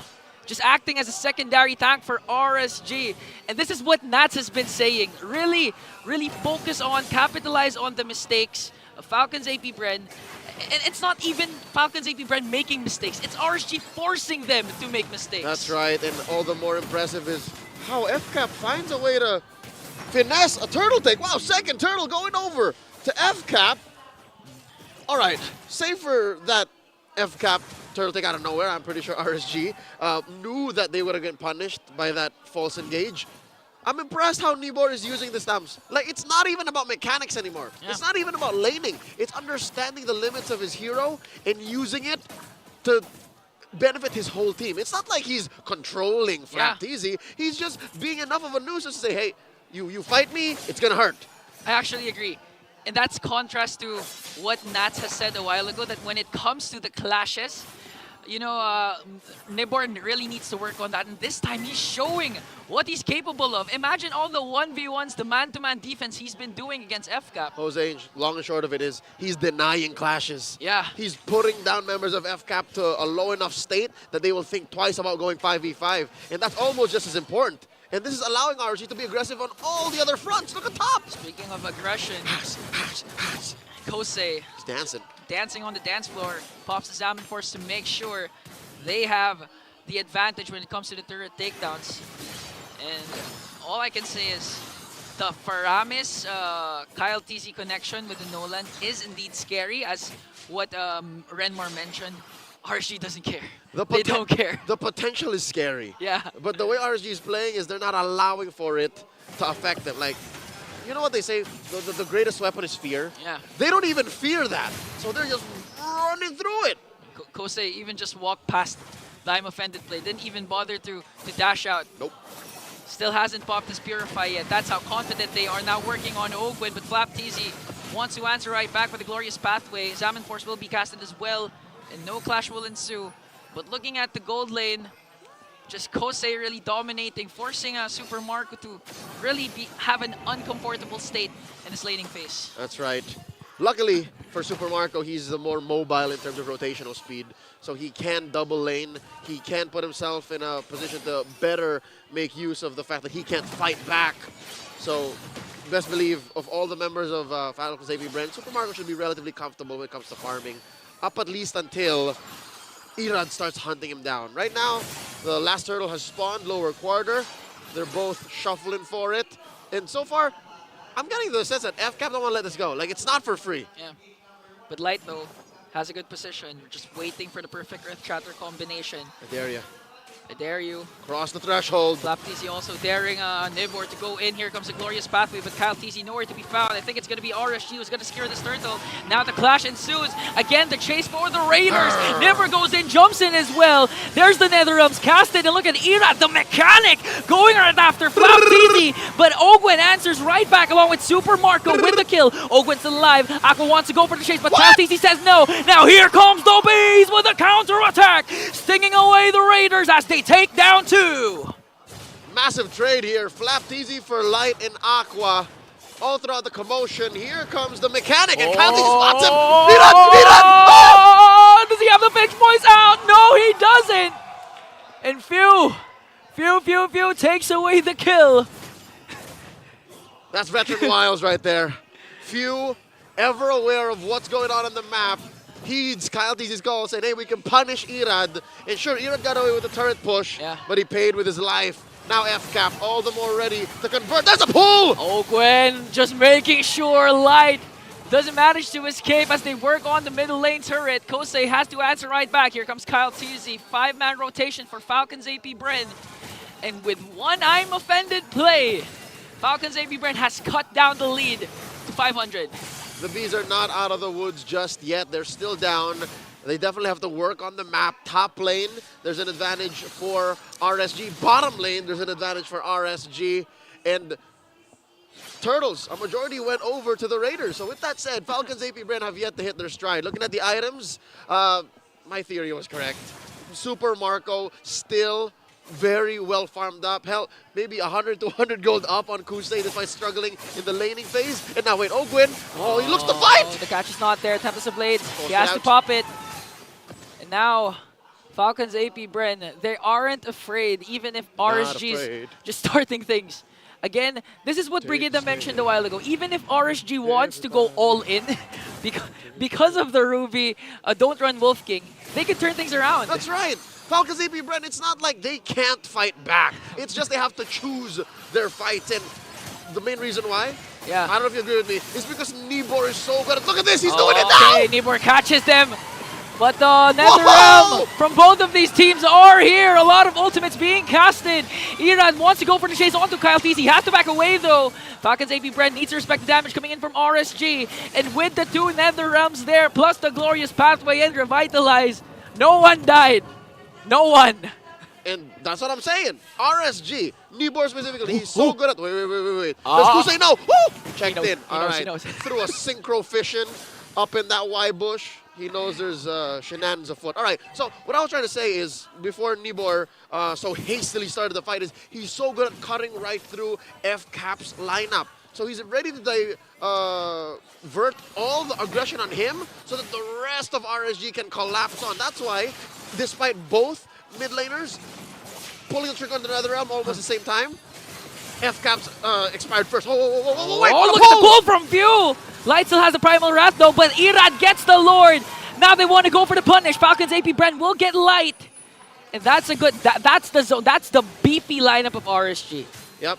Again, they were able to sacrifice Light only to let Irad get the clean retribution. Yeah. And the only reason why this happened is, well, not the only reason, but a major factor here is Nibor wasn't able to stand in front of FCAP and say, look at me, look at me. Like, that's what led RSG to winning a lot of the fights early on. But here, in that case, FCAP went in for the late entry, through that river brush, and then forced RSG to make a choice. Are we leaning into this fight? Are we going for heroes or Lord? They said Lord. Yeah, and what made the clash for RSG more worth it is that they were able to defend their mid lane turret, because Falcons APBren was indeed looking for a trade. They wanted to go for a Light, they got him, and the next objective was supposed to be the mid lane turret. But RSG knows this. That's why Kosei was ready to clear out the minions, even if Falcons APBren wants to go in, dive in, just to get a turret. Now check it out. FCAP making quick work of that Lord down bottom, although I think RSG is happy with the result anyways, taking down that tier 2 while keeping their tier 1 and tier 2. So again, on a lane-to-lane basis, RSG is calling all the shots. FCAP only has their mid lane tier 1 left, the main artery. And now I think this is what the setup is playing. Or this is what this play is setting up. Look at this, RSG taking control of the bush here. Ogwin misses the I'm offended. Looking for the re-engage. Oh wow, RSG, the patience. Okay. This time though, RSG, they just don't have to watch out for the I'm offended play, because Few's been pulling a lot with the Shadow Stampede. It's 2 pulls basically. It's 2 pulls. So RSG's been doing a good job trying to wait a minute. Irad goes for Super Marco, Tempest and Blades, forcing a Few to use the NetherRealm. That's a win for RSG. That's one way to do it. Oh, and now look at this, FCAP 2v2. Okay, Primal Wrath will be casted here for Light, as Nibor and Kosei works on the turret up top. Amazing macro play by RSG. Truth be told, I don't think Irad even wanted to get the kill. If he got the kill, that would have been a bonus. He knew what he was working with. He knew that the NetherRealm was there. He knew there were more members there. And he said, you know what? This is all for top. This is all for Nibor to get that push. And they did. Yeah, macro gameplay for RSG, really showing a lot of improvements. But what amazes me more is Falcons APBren managing the economy, the gold lead of RSG, still at 800 despite the disparity of the turret takedowns. Here comes the pull once again from Few. Oh yeah, for sure. Again, one of the keys to the whole defense, and I'm offended on Light! They want to burst down Light. He has the Primal Wrath, he has the Flicker. Here comes the pull once again! Will he be able to cast a Primal Wrath? Yes, he did! And Aqua with the clutch NetherRealm. Falcons APBren though, will they go for the charge? Still secures the kill onto Light. Now Kyle TC goes in with a fracture. Look at Irad goes in as Nibor jumps as well, but they have their own NetherRealm. Here comes the blazing duet from Super Marco. Nibor's gonna fall down. Falcons APBren again. No B died that clash. They keep a buzzing, and they're still here. And the Lord stands. Nibor and Light out of the equation. Best case scenario, FCAP gets the Lord and the turret in mid. But wait, Irad. Oh man, here comes Irad, spots Kyle, what are they doing? But Irad doesn't have the Tempest of Blades, that's why FCAP, they can burst down this Lord, they can get it for free. Retribution on cooldown also for Irad, as Falcons APBren will look to charge against Irad. Whoa. Here comes the conceal, Few, Super Marco, Ogwin just working on Irad, waiting for the perfect opportunity to strike. He still hasn't have the Tempest of Blades, now he does. Will he be able to escape? Pinch Boys is there, and he did. Takes four blades on the way out. Yeah. All right. Doesn't have to, but he did. He bought time. Yeah. Again, that was a what? Solid 3 to 5 seconds that FCAP could have done something else, rotated towards a more beneficial route, take more turrets. They are escorting this enhanced lord up top. Mid lane should have a beefy wave spawning through, and now FCAP in the driver's seat. Clearly, that long setup sequence put our defending world champions in a spot they've never seen all game 2. Like all game 2, I'll tell you now, RSG was in control. Yeah. And now the question is, where does Nibor come in? Like how can he do what he was doing mid-game?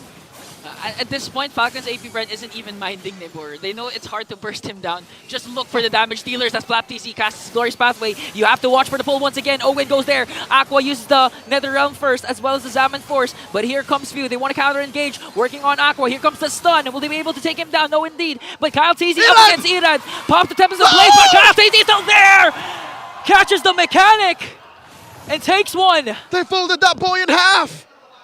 Suddenly, FCAP have hit a power spike where they just shrug off all of RSG's ults. Jose, you saw that. That was everything thrown at FCAP to defend. Nothing for RSG. Even they're afraid of Few because of the Shadow Stampede. And Few didn't even need to use NetherRealm. It's just for safety. It's overkill basically for Falcons APBren. I can smell it. I think the beast knows. Okay. It might be endable. Glorious Pathway. Oh! I'm offended. Flicker play plus the pull from Few. Super Marco. We all know the entry from the Blazing Duet. Here comes the NetherRealm. That's Falcons APBren bounces back and takes down RSG Philippines. Falcons are here. 2-0 against the Raiders. This definitely helps in TNC Pro Team's playoffs hopes. FCAP's taking the victory. They won for themselves. They also won for TNC's playoff standings. But most importantly, they found their formula once again after suffering a loss from the Agents. Falcons APBren might be a step closer once again to their championship form. And with the bounce back of one, you wonder for the other. The former MSC champions, the Season 9 MPL champions, lay in shambles as they keep their heads up high in defeat. Jose, Ingan, man, what is wrong with RSG right now? How can they figure this out? I've never seen them this shaky, not this late into the season. They have to go through the process. I mean, they're showing glimpses of improvements with what has been mentioned, with what they're lacking. But again, you can't just show your improvements right away up against a Titan. It's hard to do that. They have reclaimed their Titan status. Not like they ever lost it. They're on stage with Mara Aquino. Falcons APBren, a sweeping win against RSG PH. Let's hear from them in their winners post-match interview. All right, everybody, give it up for Falcons, for APBren. Congratulations sa win nyo. Now, pasok na kayo sa playoffs. So, paano nyo ba ina-approach yung mga susunod na laban? I mean, you guys don't have anything to worry about right now. So, what's your mindset in terms of each and every game and match? Yung mindset po namin is maayos namin lahat ng mga simpleng errors. Tapos, ine-aim po namin na mapunta kami sa upper bracket. Upper bracket is the goal right now. Actually, ito, Few, bilang captain, right? After a loss, kasi sanay kami kasi sa inyo, laging nananalo. So when you guys have a loss, just like what you had last time, ano yung mga kinukuha mo doon so you're able to apply it for the next games, and how are you able to approach your team? Pinapanood namin yung mga match namin, tapos individually, tinitignan namin kung saan kami nagkamali. Tapos tsaka namin pag-uusapan na sa team kung ano yung parang team error namin. Tapos, ayun, doon kami nag-uusap-usap na dapat hindi na maulit yan sa susunod na laban. How are you as a captain? Strict ka ba? Paano mo sila, pinapagalitan mo ba sila? Paano ba? Hindi naman. Hindi naman sila alam pagalitan kasi madisiplinado rin talaga sila. So, mabait ka? Mabait. Tama ba? Hindi kayo pinapagalitan? Hindi at all? Siplap lang. Siplap lang? Siplap? Okay. Kunyari, actually, Ogwen, gusto ko malaman. So, let's say may nangyari. Etong si Few, paano kayo kinakausap? I wanna see how the captain is. Nice try, guys. Plap, paulit-ulit ka na naman. I like it. Kasi that makes you like such a kuya. Ano naman, we're about to announce the MVP. Can I hear some names? Sino? Sino? Let's take a look at the screen. Phew! Phew! Okay, anong gusto mo sabihin sa lahat ng mga supporters nyo? Sa lahat ng supporters na nanood dito sa Raiders, pati sa B, syempre, sobrang laking pasasalamat namin na nanood kayo. Sobrang saya na maglaro ng maraming audience. Oh, ano sasabihin mo kay Flap after? Hindi, ngayon maganda yung ni Flap. Malupit si Flap. Malupit ang kanyang ginawa ngayong araw na to. At malupit na makukuha ng ating lucky fan na magkakaroon ng 3,000 diamonds. Come on up! Hello! Come on up! Hi! What's your name? Iyan po. Ian, ang ganda ng contacts mo, ang ganda ng mata mo, nakakagulat ah. Para kang werewolf. Sino dito ang favorite player mo? Si Fluff TC. Si Flap! Okay, tabi kayo ni Flap. Tell us, ano bang meron kay Flap? Ang galing po ng play niya kanina. Ang galing ng play niya kanina. Meron ka bang gustong sabihin sa idol mo? Continue lang po yung laro nila para umabot hanggang final. Continue para umabot. Ikaw, Flap, anong gusto mo sabihin sa kanya? Thank you po at pagpatuloy nyo lang po yung suporta nyo, mas gagalingan ko pa. All right. Now, you get to take a bow with your team, all right? Congratulations. Falcons APBren, you may now take your bow. Hold hands down and take your walk of victory.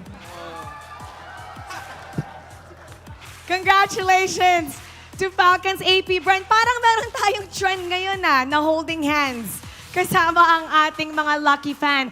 And if you watch here at the venue, you might be the lucky one that will win 3,000 diamonds. But we're gonna break down that game first for you, so we're gonna head back to our panel. Pass up. Another clean execution once again from Falcons APBren. And to break that game down for you, we have our special guest immediately coming in the analysis with us. It's Coach Ducky. Yo. Hello. Hi guys. How are you? That's our game MVP. It's you. Renmar, earlier you were mentioning how you were really commending you and his patience in terms of using that NetherRealm ultimate. What do you have to say about that performance coming in from you? God mode. I mean, for majority of it was RSG Philippines setting the tempo, being aggressive. Again, we were talking about it. If you have the Toms in your EXP lane, of course, you're going to have to be the ones to be aggressive so that the Toms doesn't falter in the early, and then eventually your Toms becomes nothing. And Aqua, we got to commend him before we commend Faramis. Few. Because he was the one stealing his ultimates and making the most out of it in the aggressive plays. But when it was Falcons APBren playing a little bit more calculated, a little bit slower, waiting for the right times, it was Few holding on to the NetherRealm for such a long time that RSG, just when you thought that maybe they could counter-punish and turn the fight around, nope, Few still has his ultimate like that. Which makes me want to ask the question. Coach Ducky, so letting go of the Valentina, was it all part of the plan, or were you really just okay with it? It was actually actually a trade that we were, expecting to give them just way before the game even started. So the idea was to give them the Valentina. We pick out the mid scale with the gold scaling as well. Now we have to sacrifice our early game, as what you were saying earlier. They were on the advance, and we were on the back foot. Then we just play footsies until we hit our power spike, and this is what happens when you fall into that trap. So you guys really decided that for this one that you accepted that you'll be waiting for the power spikes really, and it'll be RSG setting the this tempo. is this is one of I think strategies of more experienced teams. This is what we give, this is what we get. Now this is the plan. So yeah, we've been practicing some of these trades, here and there, and I'm just happy that it's paying off. I agree. And another thing that I really liked about this entire series is that how we were able to see two different versions of Super Marco, the bulletproof version once again here in game number 2. But earlier we've seen him play the Alice, which was kind of an unusual kind of gameplay we've seen from Super Marco. So Are we expecting more of those kinds of not really the bulletproof type of Super Marco plays? Oh yeah, next you should expect our Minotaur Gold lane. What? Yeah, there we go. Yeah. You know, and as you know, I was saying with my team, anything you practice, you basically get good at, including BS.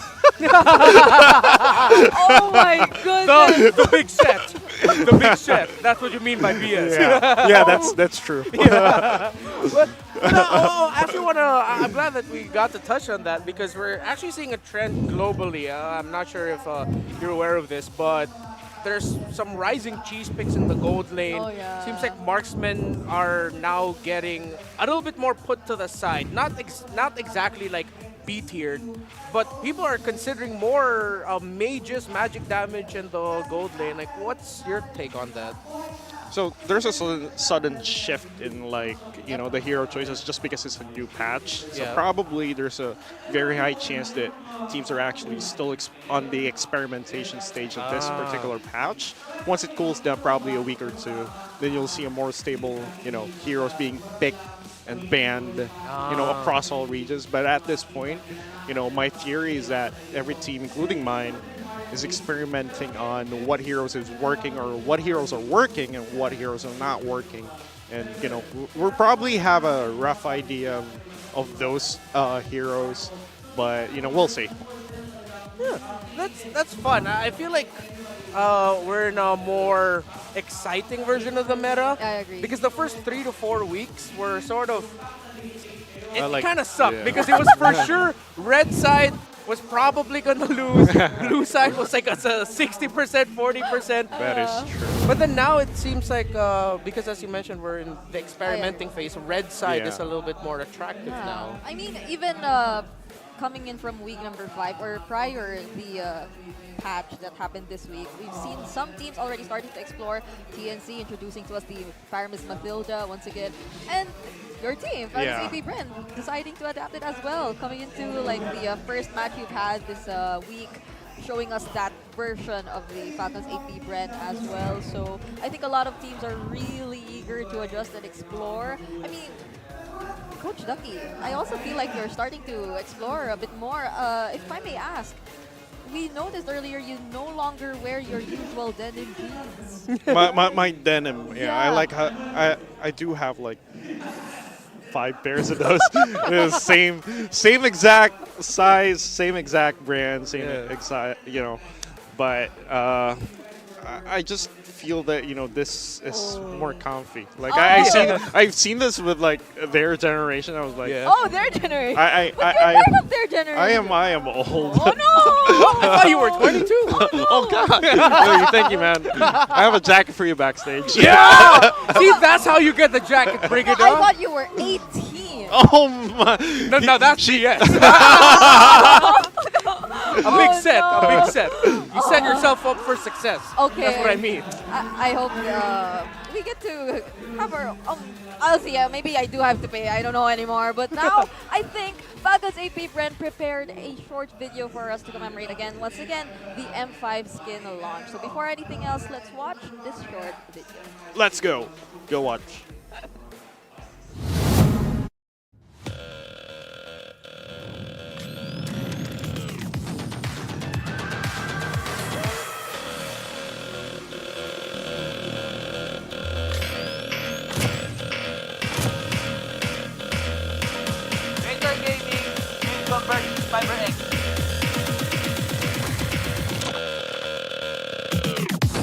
Nakatuwa kasi may karakter din ako sa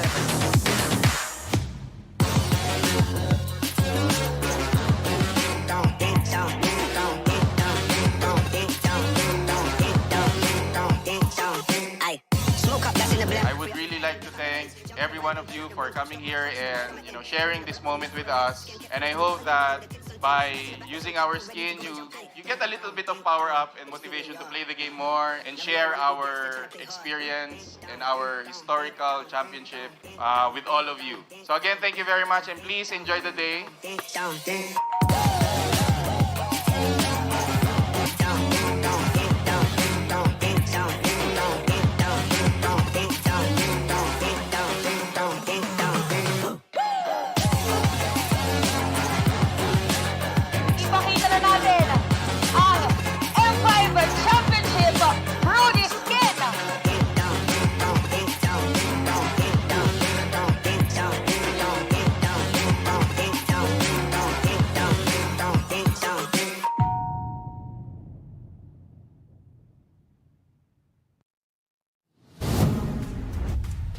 on that video, I think a lot of things happened during that M5 skin launch party, which happened. So, what was your most memorable experience? I think that was when I first saw Super Mac Mac. Super Mac Mac, yeah. With his Brody skin Don Don. Yeah. And I was like, oh my lord. Who are you? I mean, this awkward kid is wearing a cosplay suit, and that was just, one of the most memorable moments during the skin launch. It was fun. It was fun. I can't believe he even had the wig. Yeah. It was just so. I wonder why didn't FCAP do the same? Because he didn't have abs. So. Not yet. He's working his way towards that. I want to ask though, are the boys like really thrilled that again they made history? Bren now has a second championship skin and the first ever finals MVP skin. How hyped are they about that? I think they're pretty happy, but it's not as the same one back in M2. Yeah, this is probably just another day at the office.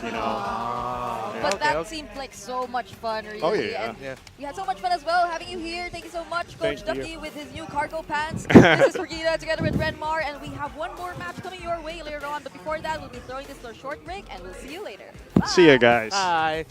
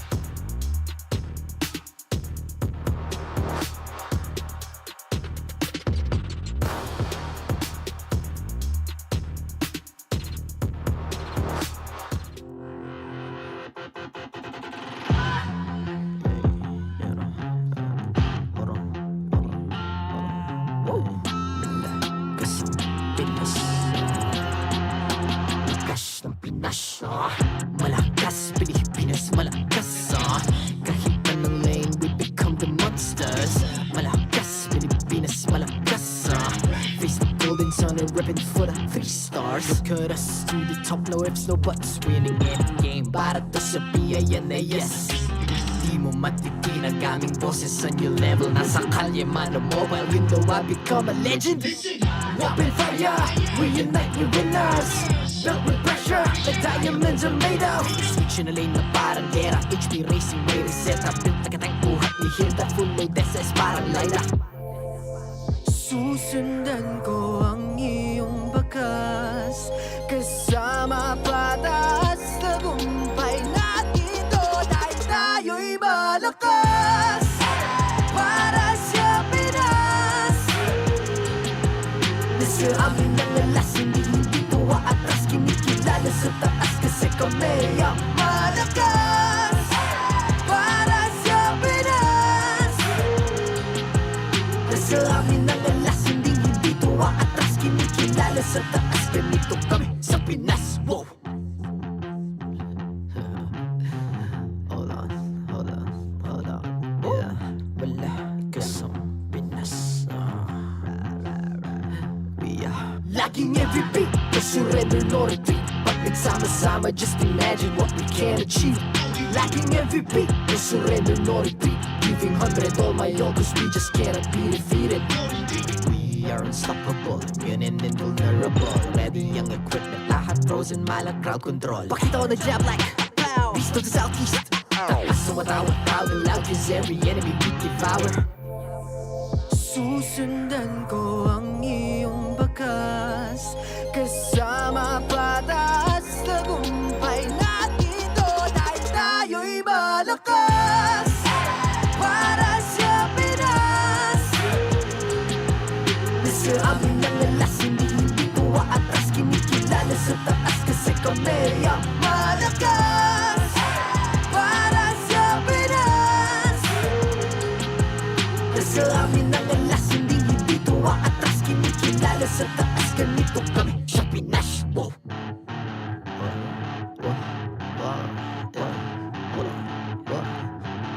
Malakas, Pilipinas, malakas. Kahit anong lane, we become the monsters. Malakas, Pilipinas, malakas. Face the golden sun and repping for the 3 stars.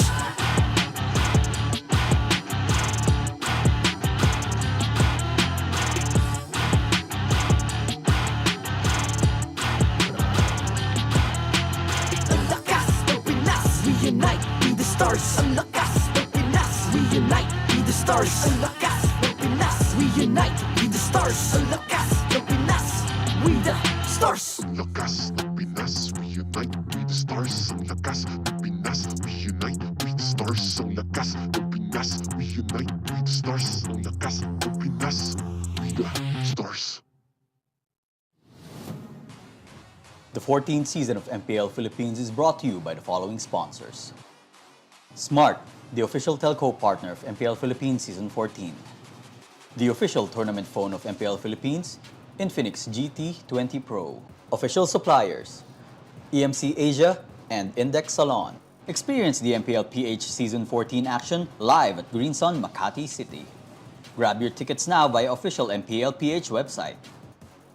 Don't miss any MPL action by following our official Facebook and subscribing to our YouTube channel. Follow MPL PH on TikTok for more content. And to ensure the equality and fairness of our games, MPL Philippines is also monitored and supervised by the Games and Amusements Board.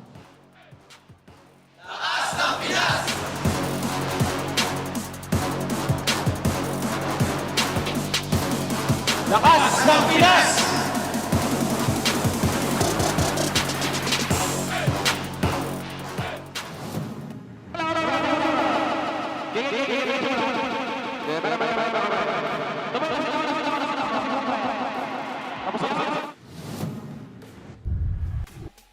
Welcome back to MPL Philippines Season 14.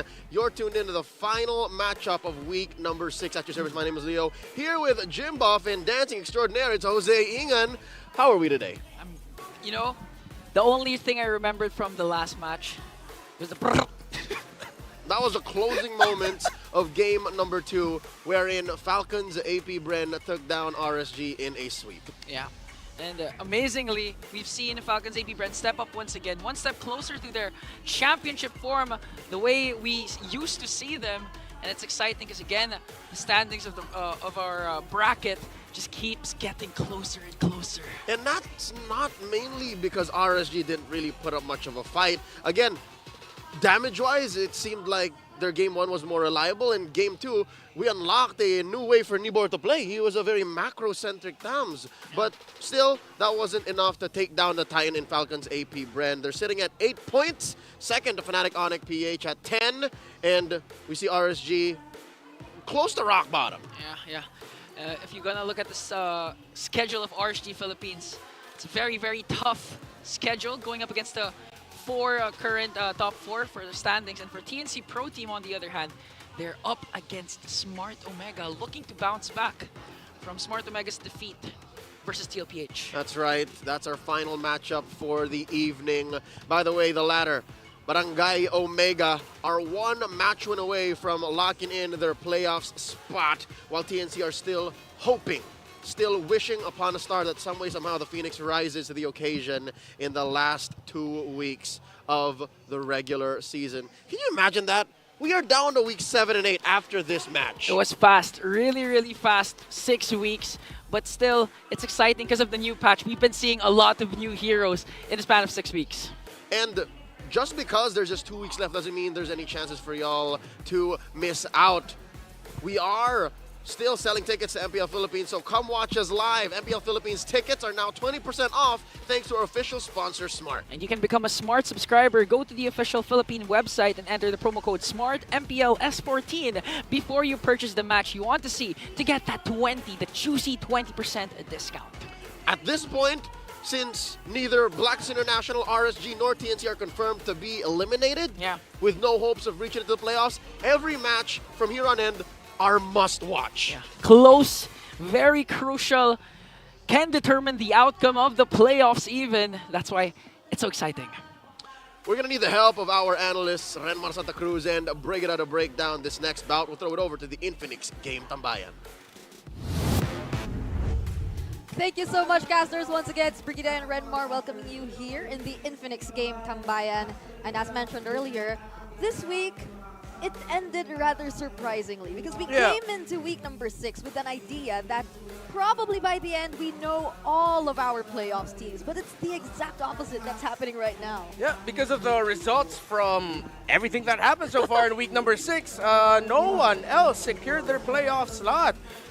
We thought there would be teams that would be able to do that, Aurora, Omega, but no, at the end of the day, no one is still fully secured in the playoff slot other than Fnatic Onyx Philippines and Falcons APBren. Yep, at most, by the end of this week, and since this is the last match we're seeing for this week, we could probably see 3 teams advancing to the playoffs, and that third team might just be Smart Omega if ever they do secure the win against TNC for this match. And since Falcons APBren earlier won against RSG Philippines, TNC, even if they do let go of this series, they're yet to be eliminated for our playoffs contention. So really, it's becoming more and more competitive in the coming weeks. Yeah, again, despite everything, TNC Pro Team still has hope. If they drop this, as Brigida just said, they still have hope to make it into the playoffs. While Omega, if they drop another series, I think it'll be incredibly frustrating for them heading into week 7, knowing that in the back of their heads, like, come on, guys, we literally just need one win to secure our playoff slot. And actually, if we were to go back to our standings, the only changes we might be seeing at the end of the day is if Omega does get the win and brings their standings up a bit more, and that's the only change we're about to see if ever that does happen. But now let's focus on Smart Omega since we've been discussing them earlier. This is really exactly as the graphic says. It's already for their playoff streak. How long has it been since we've seen Smart Omega having a chance to get into the playoffs this early into the regular season?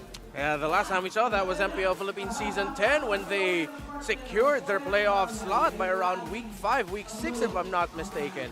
At the same time, during that season, we saw the fall of TNC Pro Team from the heights they reached in MPL Philippines Season 9. And as we compare Escalera, Lances, Rome and mid for TNC Pro Team, you also have to look at Chaknu and Ukir. This is a showcase of their best winning combination. So we have the Lilian Gatot for Smart Omega, and of course for TNC Pro Team we have the Matilda Faramis and even the Cho and Zask. So watch those heroes to be in contention, although a part of me thinks that maybe the Zask will fall out, while the Cho, Matilda, Faramis, Lilia, and even the Gatot are the ones that these 2 teams are going to be fighting for. Honestly, what I really love about these mid duos we're seeing in front of us right now is how they can potentially really bring some unorthodox combinations and picks to the table. It is from Smart Omega, which we've seen the Louis Belleric, and then they also introduced the Gatot Kacha, and for TNC, Escalera and Lancy, they were the ones to first introduce and bring back the Matilda Faramis into the current options of all of our teams, which even Falcons APBren have slowly been adapting. But to bring us back a bit to the first time TNC and Smart Omega actually faced each other in the regular season, it clearly was a 2-0 in favor of Smart Omega, and really standout performances for Smart Omega, if I may say. They even brought out the Hanzo in this matchup. Yeah, Game 2 MVP Hanzo for Andoryu, so it just goes to the idea of Omega really are one of the teams right now that are making the most out of the poison meta we were still trying to find our footing during the first 4 weeks. As Coach Ducky said earlier, we're in a wild west right now where a new patch just came out. That means teams are more willing to try things out. So I wouldn't be surprised if one of these two teams introduce a hero that they themselves have not played yet and will make us go, whoa, really? Oh, I'm hoping they close out the week with another new pick to show us all, or potentially bring back, since there have been a lot of picks which have been gradually coming back since this week has begun. But for our viewers out there, it's also time to show your support. MPL fans, who do you think will be winning this? Is it TNC or is it Smart Omega? Don't forget to vote now via the online poll. So later on, we'll be seeing the percentages, but it's something we also have to answer ourselves. So this time, I'll go first. I give this to TNC. Okay. Whoa, we're the same. Really? Oh, yeah. no. And you will think we're crazy. But there's something up in the air right now. I don't know, maybe it's just blind hope, wanting a more interesting story heading into the playoffs so that things will get spicier and so that we can still say that there's a team that isn't completely eliminated. Yeah, I don't know why. I'm just vibing with TNC today. Nothing against Omega. I love them. It's really the competitiveness that I want to remain here, since if TNC does win, it's not just them still being safe from elimination, it's also Smart Omega being slightly delayed in terms of getting that playoff spot. So yeah, I like how you're explaining it. For me, this is just disgusting hope. I'm just disgustingly hopeful right now that TNC will finally get their first series win. Yeah. I mean, we've been seeing glimmers of hope with how TNC has been slowly changing things up. They never wore their black and orange jersey again.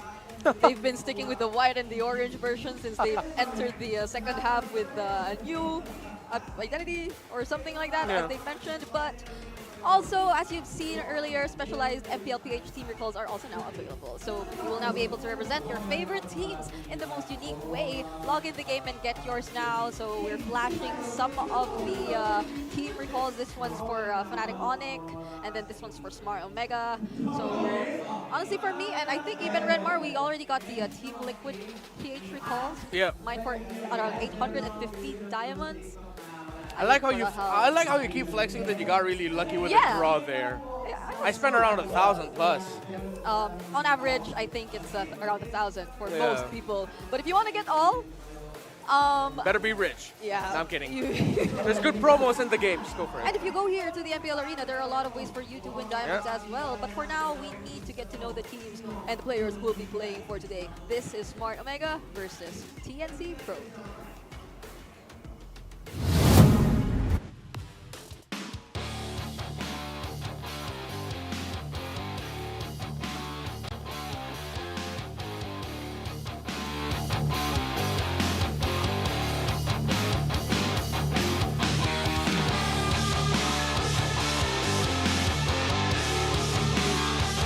Entering the arena first. Every match is a potential step towards the playoffs. It's focus time for the barangay. Let's go! Smart Omega!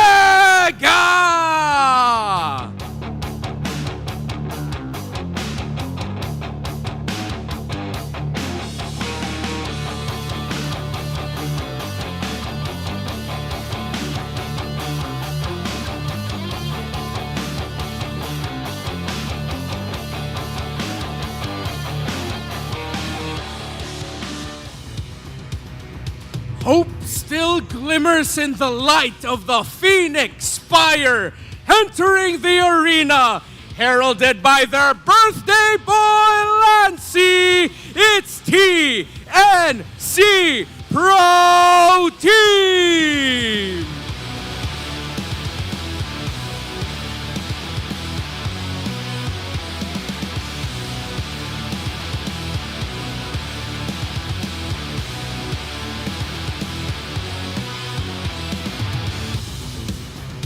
And their coaches. For Smart Omega, Coach Lembot. For TNC Pro Team, Coach Wolf.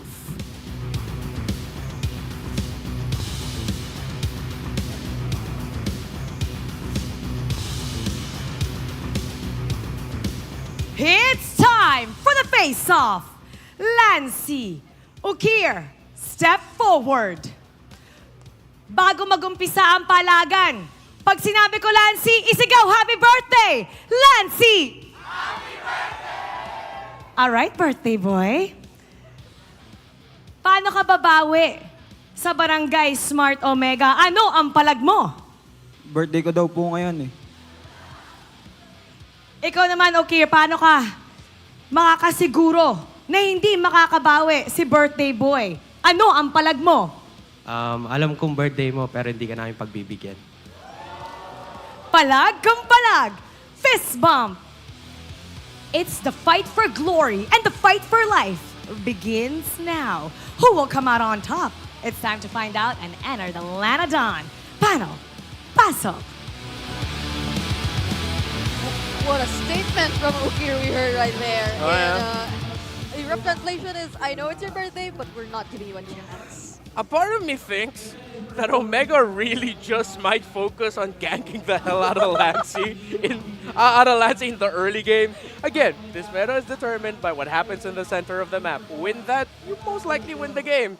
And I think Omega would want to pressure the birthday boy Lancy since TNC Pro Team's center of the map is what's been having problems all throughout the season. Yep, and I like how you pointed that out since I do feel like there is some sort of similarity between how both of these teams really need to activate their conditions in terms of their playstyles. Since they're really close in terms of average game time, I think both are around 15 to 16 minutes. They're like next to each other in terms of the team rankings.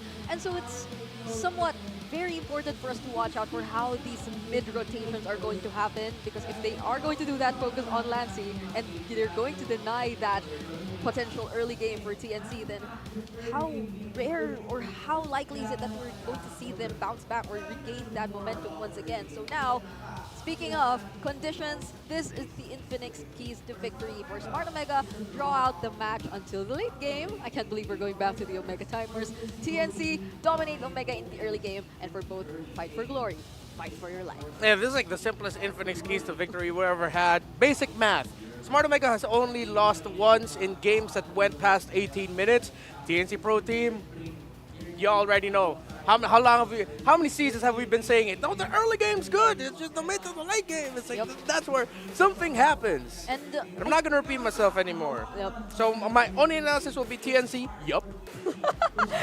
But I think another thing we could probably look at is how, apart from all this early game, late game conditions we have to take note of for both of these teams, is how regularly TNC, when it comes to this week 6, week 5, like towards the end of the regular season, something just really happens. Like, miracles happen. There's a sudden switch that turns on within TNC Pro Team that they just suddenly seemingly don't think about the pressure. And I'm not just talking about the times wherein they just know that they're out of playoffs contention. Probably for them right now, it's really important that we see that come into play, like that mindset they've shown us in the beginning of week number 5. It's like just they just don't care about anything. There might just be some good that comes out of how they're second in terms of most deaths or least deaths, meaning that they tend to really give a lot of casualties. But then if they just go all out aggressive and they win it, that's kind of high risk, high reward. Yeah.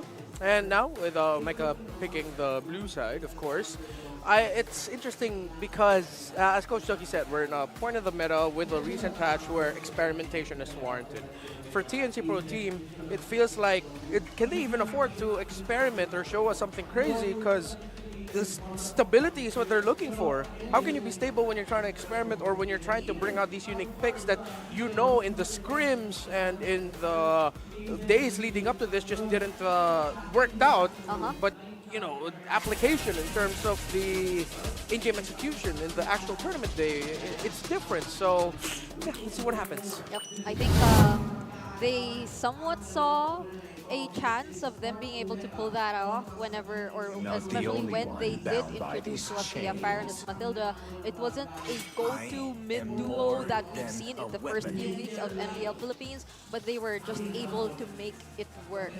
And somehow, even the top teams have been adapting it, as we've been mentioning earlier, that being Falcons APBren at the beginning of week number 6. Yeah. So now, we're seeing Paramis banned out here by Smart Omega. So could they be prioritizing expecting an immediate assassin pickup here for Smart Omega? Yep, of course, you want to get the Hayabusa. TNC would probably go for the Link or the Nolan. I like the bans here of Omega. They acknowledge some of the best heroes that TNC have fielded. Loyi, Tharamis, the Julian of Kaizen. So now, TNC Pro Team, they don't need to rush the jungle yet. They can pick it third. So I like that they prioritize the Tigreal actually for the counterplay that you can get, and knowing that you have the high loss on the other side of the team, or the Loyi in the other side of the team banned out, that means the Tigreal should be safe alongside the Vexana. So it's a basic roam mid combo and the safest that you can get.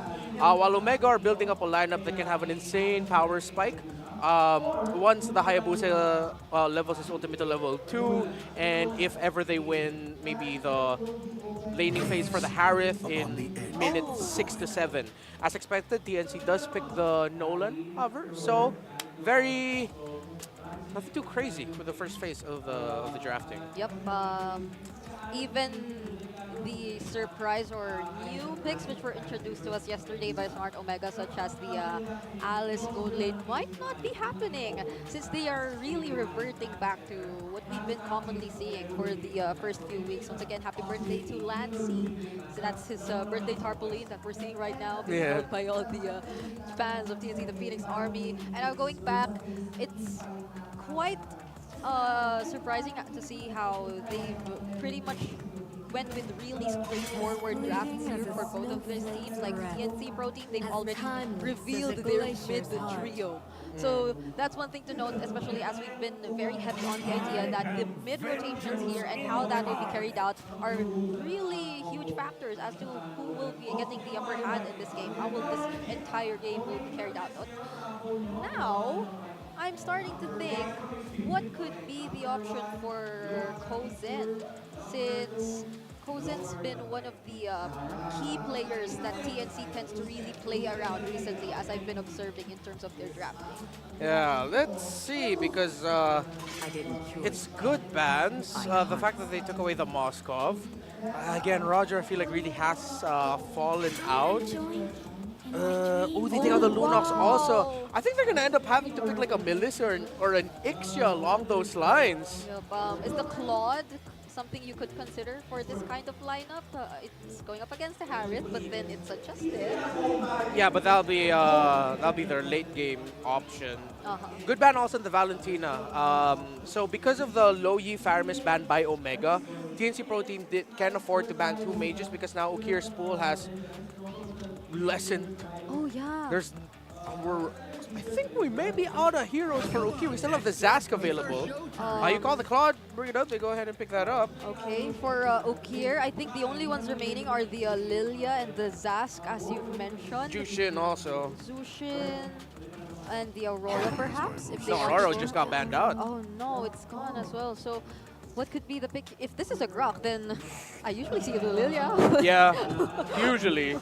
Let's see. What if it's going to be a different kind of mid lane? What if it's a high loss mid lane? Oh. And we don't see the XP yet? And we're going to go something crazy with the EXP. But I think, yeah, they might just go for a traditional mage because they need the... Wait! Maybe. I'm not going to turn off the idea. And if you're calling me crazy for mid-high loss, I mean, come on, we saw Rosa do it. Oh, wait. It's a No, Zask. it's Zask. Oh, I mean, I think other regions have showed us the mid-high loss. But this, again, is a hero which we've expected or we felt to slowly decrease or really go down in terms of priority. Yeah. So, might just be the safer option if you're Smart Omega. But for TNC Pro Team now that we're looking for their XP laner. Are they just going to be trapped with the Zask? Excuse me, at Terizla again? The Terizla is there for heads. I kind of like the idea of a Cho EXP for heads. If they're comfortable with pulling that out. Because some lockdown would be great.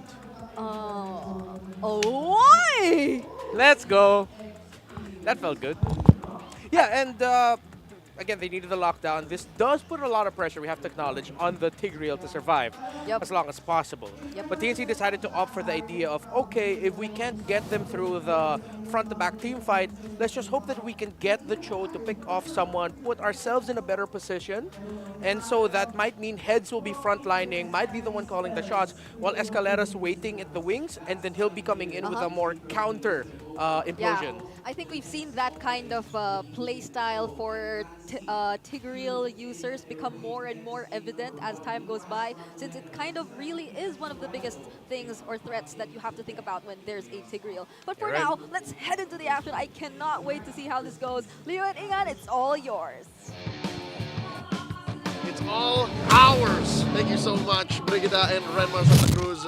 Setting up quite the bout between Smart Omega and TNC in a best-of-3. Once more, playoff spot up for grabs for the barangay. Leo and Jose Ingan here bringing you the action.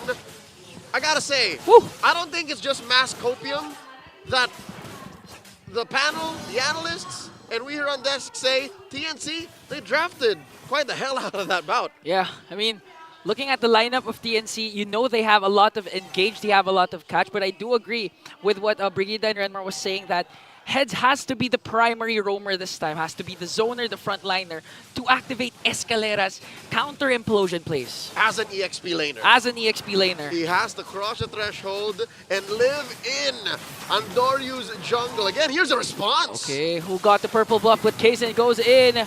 Is he going to fall down though? Chakra with the Ring of Punishment still survives. Here comes Escalera with a Sacred Hammer just to save Kaizen. The over-aggression of TNC wasn't punished and Head flickers in. Wants to go for Okir, draws the first blood and he will fall down. But Heads as well. You know what? On an economic scale, if you think about it, an EXP slash roamer given his life to take down the mid laner, which is a secondary core, that's a good deal for TNC. Again, they can keep pushing the advantage now. Oh, Big J! Okay, Escalera forced to use the flicker there, trying to get Jome, but Jome remains unbothered, still safe. And I do agree, that was a worth it trade for TNC. Heads, ideally, you know Heads is gonna just keep dying, diving. But Ukir, on the other hand, you can't let that Zask die, especially with the recent adjustments for Zask. You know what, Ingan? I'm gonna say it now. As early as 2 minutes, something tells me Smart Omega pulled a Mega Man, a Rock Man for our Japanese friends. They took what they learned from Team Liquid last night, and they're using it now. Look at the aggression. They're on the receiving end of that same thing from TNC. Okay, Chakno. Look at that! We'll have to walk away. Now, TNC, this is a different Phoenix Army. I mean, we're used to seeing them dominate the early game, but not up against Omega, who also is known for having a strong start. I mean, in terms of average game duration, they're both tied. Okay, Heads. Whoa. Here comes the kick, but no follow-up damage. Here comes Andoryu, though. Let's see. Okay, commits the Wiki Shadow kill. Escalera just waiting for the perfect opportunity, but here comes Ryota! Flicker in with a wild charge. Gonna punish Heads there. Dominator's Ascent as well, as Ryota blocks Lancey's entry. Chaknu running for Lancey. The birthday boy survives. And now the counter-attack for the Phoenix Army. Here comes the implosion. Plus Kozen activated right away with the Blazing Duet, going right after Ukir. Ukir's gonna evade the death though, but here comes the counter-attack. Andoryu doesn't have the Wiki Shadow kill. Escalera and Kozen will survive. Not at 3 minutes. There's not enough damage on Kozen to be able to get away with that and to even deal enough damage to kill anyone. But yeah, just to clarify, it's TNC who's doing Omega what Liquid did to Omega just last night. Yeah. They watched the replay. Again, Heads just doing Sanford things right before the first minute mark, was already in the purple buff of Andoryu. So you know how to beat the barangay is to be super aggressive, like TLPH. Just get in there. But here's the thing. Fool me once, shame on you. Fool me twice, shame on me. And it would be too much to expect a team like Smart Omega to fall for it twice. And now, I think it's safe to say, it's not the same story. Yeah. Again, 3 minutes in, 4 minutes. Second turtle spawning in the lower quarter in about 20 seconds. It's not the same. Omega had a much worse situation against Liquid last night. Yeah, really have a hard time, especially for Andoryu. Wasn't able to get his, I believe the first 3 buffs of Andoryu was heavily contested like a Turtle Clash. So this time Omega also learning from the mistakes of game number 2 against TLPH. But TNC, again, their snowball potential is high. They have the Nolan. Still 0-0 KDA, but with a proper setup from Escalera or a kick from Heads, give the kills to Kaizen, TNC can snowball from this. And that's what we've been talking about all weekend long. I think the team that has the easier execution can get results much, much faster. For TNC, it's as simple as you just said. A Sacred Hammer, a flicker into an implosion, a kick from heads. That's all they need to get going.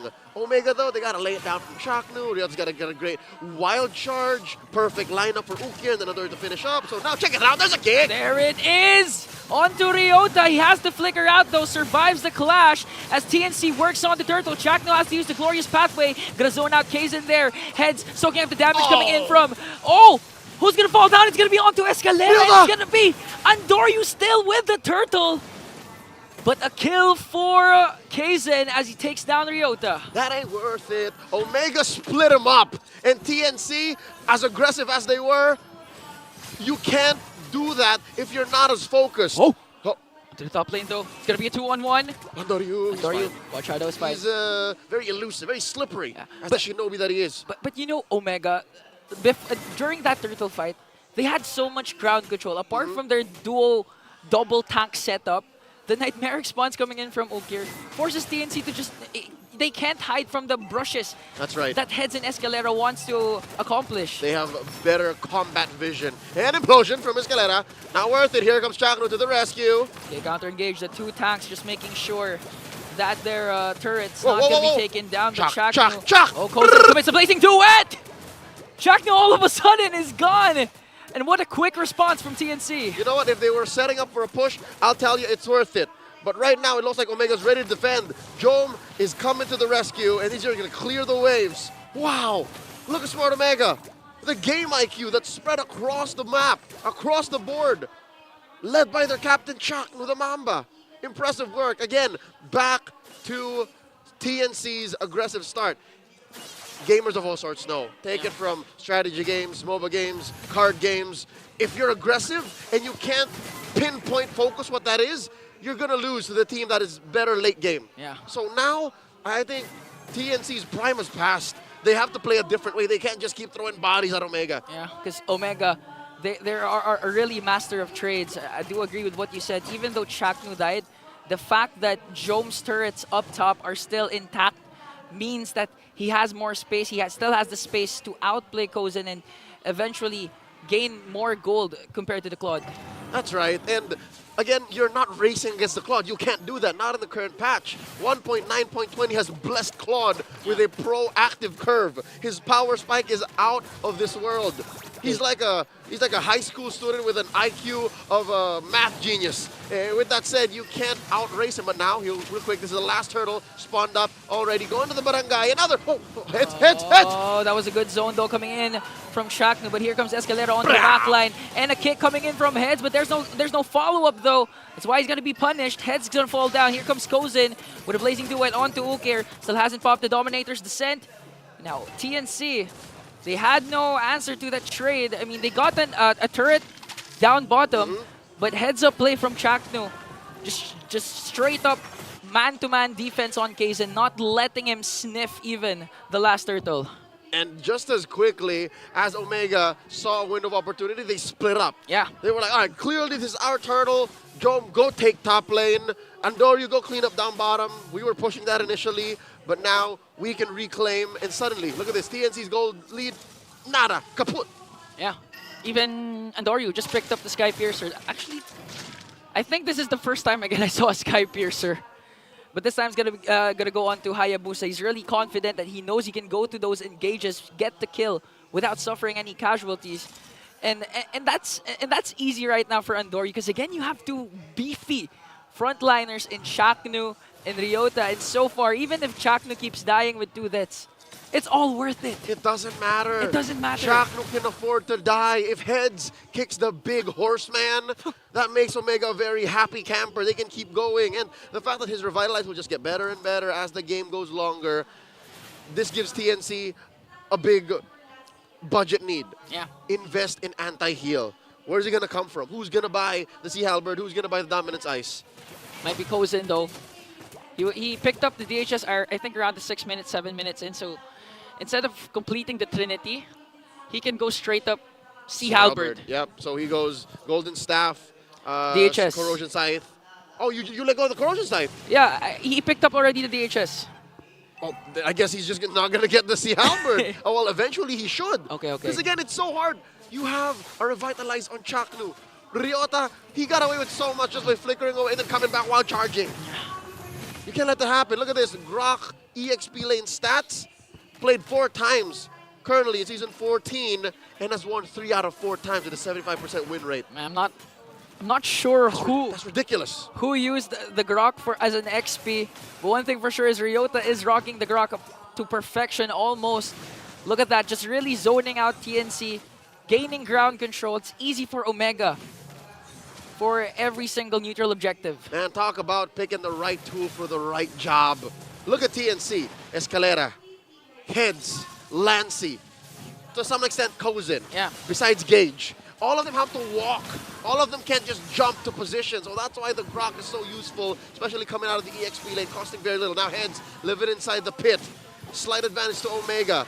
Joe Minandoryu hitting away. Escalera. Down to a fourth of its health. Escalera, look at this angle. Here comes the kick. Escalera though going for the backline. Here comes Joan with his Salmon Force. Kozin has to use the Blazing Duet. Escalera just working on Andoryu, but Andoryu still gets the Lord. Kazin has to walk away. Escalera! And Escalera suffering the Dominator's descent coming in from Okir. And there's the trade. Roamer for Roamer. Escalera for Chaknu, but Omega secures the Lord. Well set by Smart Omega. What did I tell you, Jose? What did I tell you? If Chaknu dies, that's okay. He did his job. Smart Omega leaned hard into it. What Joshua Mangilog bought for Omega was a clear path to the retribution. Yeah. And throughout that whole debacle, Jome could have really leaned into it, but no, they were focused. Again, this is the mark of a great team, a championship team in the making. Clear communications, a one-track mind. I think they were all saying, no, Lord first, in Tagalog, of course, but Lord first. Look at Andoryu just really flexing right now. Their gold lead as he commits the Uigi Shadow Kill on to 4. He doesn't care. He doesn't care at this point. And now Omega has the Lord up top. 1v1 Kozin! between Kozin and Andoryu. Blazing Duet is there. Off-cam kill! Does he have a quad shadow? Will he go for it? Off-cam kill. no. Escalera's going to fall down, but this time here comes Kazin. It's going to be a 1v1 for the junglers. And the Fracture will secure the kill onto Andoryu. Kozin softened him up for Kazin to finish the job. All this while, the push up top. All right, you know what? For once, in the mid-game, the post-power spike, TNC actually won a trade. Yeah, finally. But this time, Omega answers that right back. Not so fast. Okay, but TNC answers also as they take down a turret down bottom. And now TNC, this is what I like about TNC this time. They're not just playing as passive compared to their previous series. This time they're making sure that they have to force a trade, and they are getting those trades. Okay, Escalera falls down, great, but Kazin was able to split push, and even they have the lead in terms of turrets down bottom. Yep, and again, Andoryu dying prior actually reset the stacks building up on the Skypiercer. Yeah. So already, I think it's a 1.5 worth of value victory for TNC in the trade. Now Smart Omega with a very small 200, 300 gold lead, approaching a 13-minute mark. TNC can still count their blessings. Kazin getting his purple, the map not being as blue, and them getting some semblance of vision. Again, you talked about how Ukir are able to clear bushes. Luckily, TNC has a way to do just the same. Throw a sacred, the first skill into a bush, check, right? Lancy, throw out your skills, nuke it, check. And the fact that Kozin is rocking the Purify also is another way for Omega to add layers to their setup. So it's not as simple to catch TNC. That's why that moment down bottom happened, is because Omega have to choose their fights now. And this is a great way for TNC to actually recover, to put on the clutch. It's not just blind rage, just aggression. Now they can finesse into better engages. Yeah. But TNC, again, execution really needs to be pinpoint here. We've seen a lot of times this Head starts things off with a good Way of the Dragon, and then Escalera goes to the backline with the implosion play. But the problem is their damage dealers get zoned out by Chaknu and Ryota. That's right. So now they have to do more than that. They have to flip the switch. Maybe implosion first and then isolate with the kick. Yeah. But it's not going to happen if you don't clear this bush. Look at this amazing, this immaculate river bush control by Smart Omega, now up by about 1,000 gold. This does help though. The Athena shield on Escalera, he's not going to get easily bursted down by Ukir and can actually stand up against Chakno and Jome. Yeah, he can actually go for the late implosions even if his HP bar is almost non-existent. So this time TNC, Escalera heads, needs a good pick off. Kozen goes in with a VMI and Blazing Duet just to clear out the minions. And now Omega knows that a major resource has been expended. That's going to be the Purify of Kozen coming into this Lord fight. Ooh, he did pull out a Zaman Force too. Was able to lifesteal away from that wave. Sure, he can stay in, but without a Purify and waiting on the Blazing Duet, it's going to be tough for TNC to actually contest. Lord here approaching half health. There's the reset. But Smart Omega ahead, gets a kick! Here comes the kick! But no reinforcements from the Phoenix Army as Escalera and Kazan are down bottom. Looking for the angle though. I can feel the frustration brewing. Oh no, they're gonna get sandwiched here. 4 members, 5 members. They know Glorious Pathway plus a wild charge to bring down Kozen without the Purify. Now Escalera soaking up the damage. Implosion just to delay. Kazan on the other hand. What is he gonna do? He's gonna get the 1v1 up to Andoryu. But the Wiggy Shadow Kill is just gonna burst him down. And all of a sudden, the birthday boy is lonely on his big day. He's alone. A singular catch leading to a Jenga-like down spiral for TNC. A free objective, an eminent wipeout. Look at Smart Omega knocking down their base. That was such an aesthetic scene. Zaman Force and the Glorious Pathway just connecting, making sure that they burst down the inhibitor even before the Lord marches into their base. This could be endable for the Barangay. Again, one step closer, one more shot to securing a playoff spot. Here comes the Lord. It's an enhanced Lord. TNC have time to deal with it. But Omega will work on setting up the inevitable. They're syncing up the waves down bot, syncing up the waves up top, and allowing TNC a moment to breathe. Ingan, the tables have turned. Earlier it was TNC who had the easier execution, now it's Omega. They have so many AoE CCs, so many ways to activate their lineup. And TNC, they can only hope for a big kick or a miracle implosion. That's how they start up the fight. That's how they answer back, and inside their base too. Escalera, though, has the flicker. So again, they can commit the flicker implosion play. But the problem is the sustain from Omega is just too much. Even Shaknu still has the Revitalize, plus the Purifies are up for Jome and Ukir. And the problem is for TNC, Omega's casting of skills, it doesn't even need to be pinpoint accurate. Just the fact that you can cast the Glorious Pathway like this as he cuts off the pathway of heads there, brings him down. Jome working on the birthday boy. 3 members left to defend for TNC. They have minions onto the bottom lane and no more inhibitor turrets left. Matter of time, Escalera sets, but he's not going to catch anyone as they take him down. Kozen working on the minions and Doryu focuses on the crystal. Jome wants to bring someone down as well. And Omega will get a Game 1 win. The Barangay weathered through the storm, stuck it through a tough early to mid-game ramp, and eventually found themselves in a position wherein the margin of error was so big that you're right, they don't need to aim their skills, they just need to point it in the general direction, and the rest follow. Omega, kudos, one more game away from securing a playoff spot. Let's throw it over to the Infinix Game Tambayan to break down game number 1. That felt like an earlier version of the Omega timers. It didn't really reach the 18-minute mark, but they just got to turn things around in the blink of an eye. Yeah, well, we were there, and I agree with the casters with what they mentioned, that eventually it was a little bit easier to do what they needed to do when it came to the mid to the late game. And again, we see the sickness of TNC Pro Team, where the confidence and the discipline and the connection that they show in the early game leading up to the mid game, they have a difficulty translating once the third turtle and the first lords are up. When you're up against a lineup that has a very tanky twosome in the front with a high loss in the Grog, and then you have a Zask that can make its own plays, the pressure really is on the Tigreal and the Cho, the main combo of your lineup, to make the most of what you can dish out. And over time, with Omega literally just, at some point, tossing bodies, just doing this, doing that, TNC Pro Team just lost the discipline that they showed in the early that allowed them to stand toe-to-toe with Omega. It was also unfortunate that at that moment, heads kicked away I believe it was Andorius Hayabusa. Yep, and there were moments wherein I felt like TNC were becoming a little bit too impatient. We're wanting to get or look for a fight against Smart Omega, which were clearly up ahead in terms of the current situation which they were facing. And for Smart Omega and their lineup overall, they just had so many ways to deal with the threats that could come from TNC in the latter portions of the game. If not the Guardians, the wall that was coming in from Ryota to check the brushes, it could potentially be the spawns coming in here for Ukir, our MVP of the game, to really check out where could TNC Pro Team potentially come from, where could the surprise setups come from.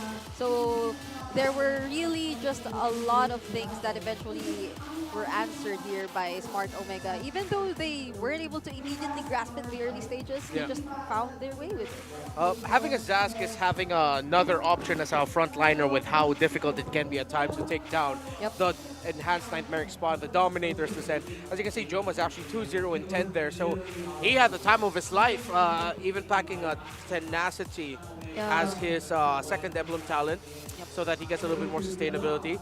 And for TNC, yeah, you mentioned the right thing. It's just at some points that it just seems like they were forcing some things.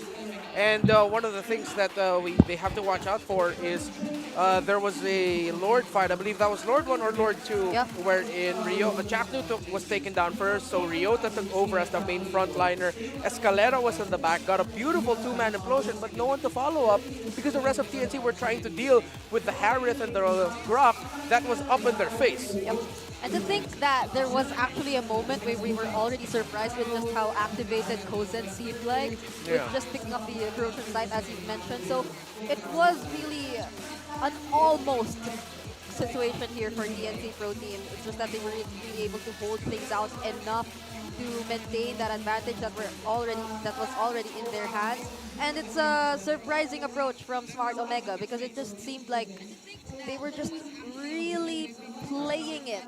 They used the high loss as the roam, not the exact kind of Chakmamba I usually see. Early yesterday, he even brought out the Kufra. So it was just really like them relying on one another and having their backups there prepared and having enough information available for Smart Omega, which for TNC, I felt in the early stages, they were actually maximizing, especially the quick rotations that we were also talking about. Yeah, the heavy invade, their first major rotation was an invade into the purple buff by Heads, and that ended up becoming a trade. A favorable one at that, as Kaizen was able to get away. But then again, it's really just converting around the major objectives. At this point, Omega literally just needed to do their jobs, and it'll be so easy for them to turn things around and make the most out of mistakes by TNC. Yep. So we've seen a lot of expensive mistakes that came into play there for TNC Pro Team. A lot of times also I was actually questioning the communication that was going on between the players, whether or not they were mindful enough of which skills were available for their teammates and not. Particularly that one time we've seen the Way of the Dragon that lacked follow-up here for Lancy, which I couldn't entirely blame on him since I think they were forced to use the Eternal Guard on the top lane just to manage the waves. And that was smart, which is again, it's why pull the trigger. So it goes back to some of the things that we've already talked about with the TNC Pro Team in the earlier parts of the season, where it's just communication, counting skills, as you mentioned. Rough. It is. Smart Omega, they're 1 win away from securing their playoff spot. And TNC, they're slowly getting themselves deeper down that very difficult situation to get out of. But now, before we head into the next game, I think we need to go for a little meta check, because I know we've had enough surprises here in the Philippines, but it's not just here that we're seeing a lot of surprise picks come into play. All around the world, across the different MPL regions, there have been a lot of surprise picks coming out. One thing we've previously mentioned is the Fanny mid lane from MPL Singapore. But when you thought it stops there, they've also, or other regions have also pulled off a high loss mid Yep. lane. As we were talking about earlier, the high loss mid lane brought out by Fire Fluxus Rosa in MTC. So when it comes to this meta, again, we have to call back to what Coach Ducky mentioned earlier. We're still trying to figure out. People are limit testing, people are trying. Mages in the gold lane is an idea. RRQ brought out the Sicilian in the gold with the poke that it can dish out, how well it farms up, the stacks that you can get. If you're gonna ask me though, which of these heroes I feel like might have a little bit more influence in terms of determining what the meta will shape into, maybe it's because it's one of my main boys, but I think it's the Belleric. The Belleric, regardless if it's with the Louis or not, as shown by Smart Omega. Whether in the Roam or in the XP, it's Belleric. It's somewhat, I think, one of the roamers I used to play alongside with back in the day when marksmen junglers were still viable. So that was very long ago. But then it feels nice to see him back here. You weren't Brigida yet at that time. I don't think so. I think I was still Bridget. You were just Bridget. You were just Bridget. I was just Bridget. So if you were to ask me, I think one of the most interesting things here could be the health crit gold lane.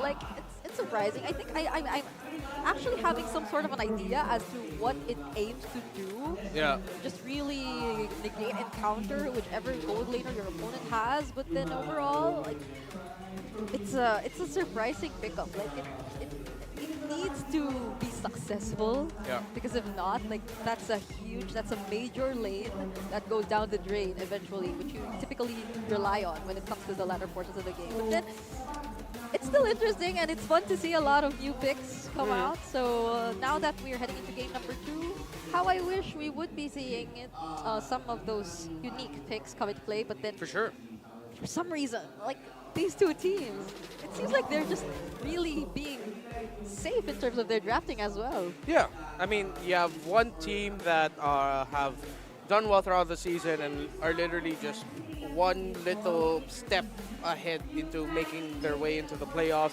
You have another team that are looking for stability. The EXP show isn't so crazy at that moment. It made a lot of sense. You needed that pickoff. So, again, if ever there's someone here who's gonna... This might actually be the game where we might see something crazy. Oh!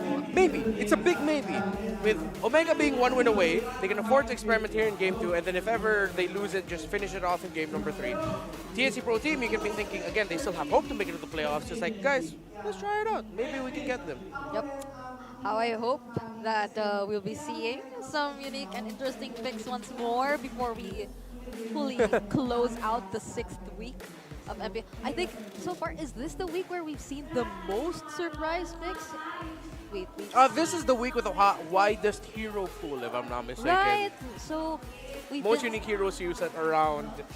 I am not gonna estimate because I haven't really fully looked at the numbers. But then I don't think I can just like blame anyone because the patch happened like during the 6th. Yeah, it just happened. It just happened out. So yeah, it's nice to see how all of these teams are trying to experiment, and hopefully we see the stability come later on, especially for those teams who really need it. But for those of you watching right now, do you want to win up to 90,000 diamonds? 90,000 diamonds. It's your time to, if ever you're in the Philippines or you want to fly out, visit the MPL Arena and post your live experience on Facebook and TikTok with the hashtags #MPL Season 14, S14 live experience. Also make sure that your posts are on public and that you've tagged the official pages of MPL Philippines. That's 90,000 diamonds. There are so many recalls. There are M5 championship skins that have been recently released. And as a reminder, I'm pretty sure you just heard the Filipino casters yell out 90,000 diamonds in case that you didn't get it. Come on down. 90,000 diamonds. Yeah, and I'm pretty sure we'll still have that little promo up, even up until our playoffs.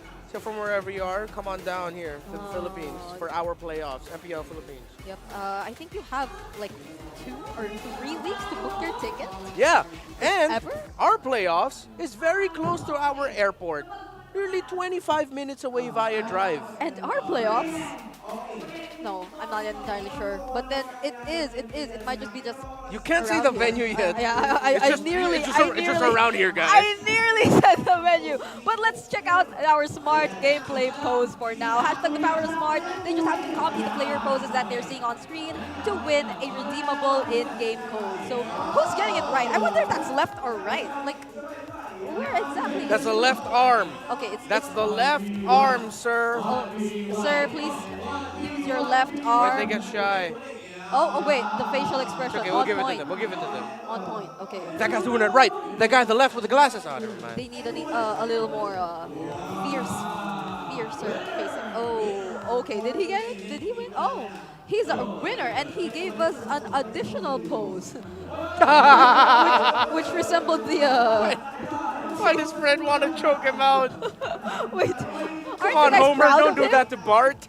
Aren't you guys proud of him? Yeah. He just wants smart game face. Oh, wait, why am I doing it? He put your friend group in the map, and that's it. See? And he has bands, so I think I'm quite Alex is accurate doing it right. with the bands. That ain't bringing it right now. That's Alex. Like so much. Yeah, and the bangs too. Yeah. Actually, a lot of our players have unique hairstyles this season. I think for sure. Fnatic, Onyx, they have a common hairstyle for most of them. Yeah. For all of them. Seems like they're bringing back an early 2000s Philippine pop culture haircut. For Smart Omega, I think it's the curly hairstyle. Oh yeah, that's true. That's true. That's, We call them wow. the culotte. I can't believe we're having like hairstyles, like hairstyle themes for our teams. Oh, that kind of rhymes. Okay. So for TNC, they now decide to go for the blue side. I wonder what they could be prioritizing earlier.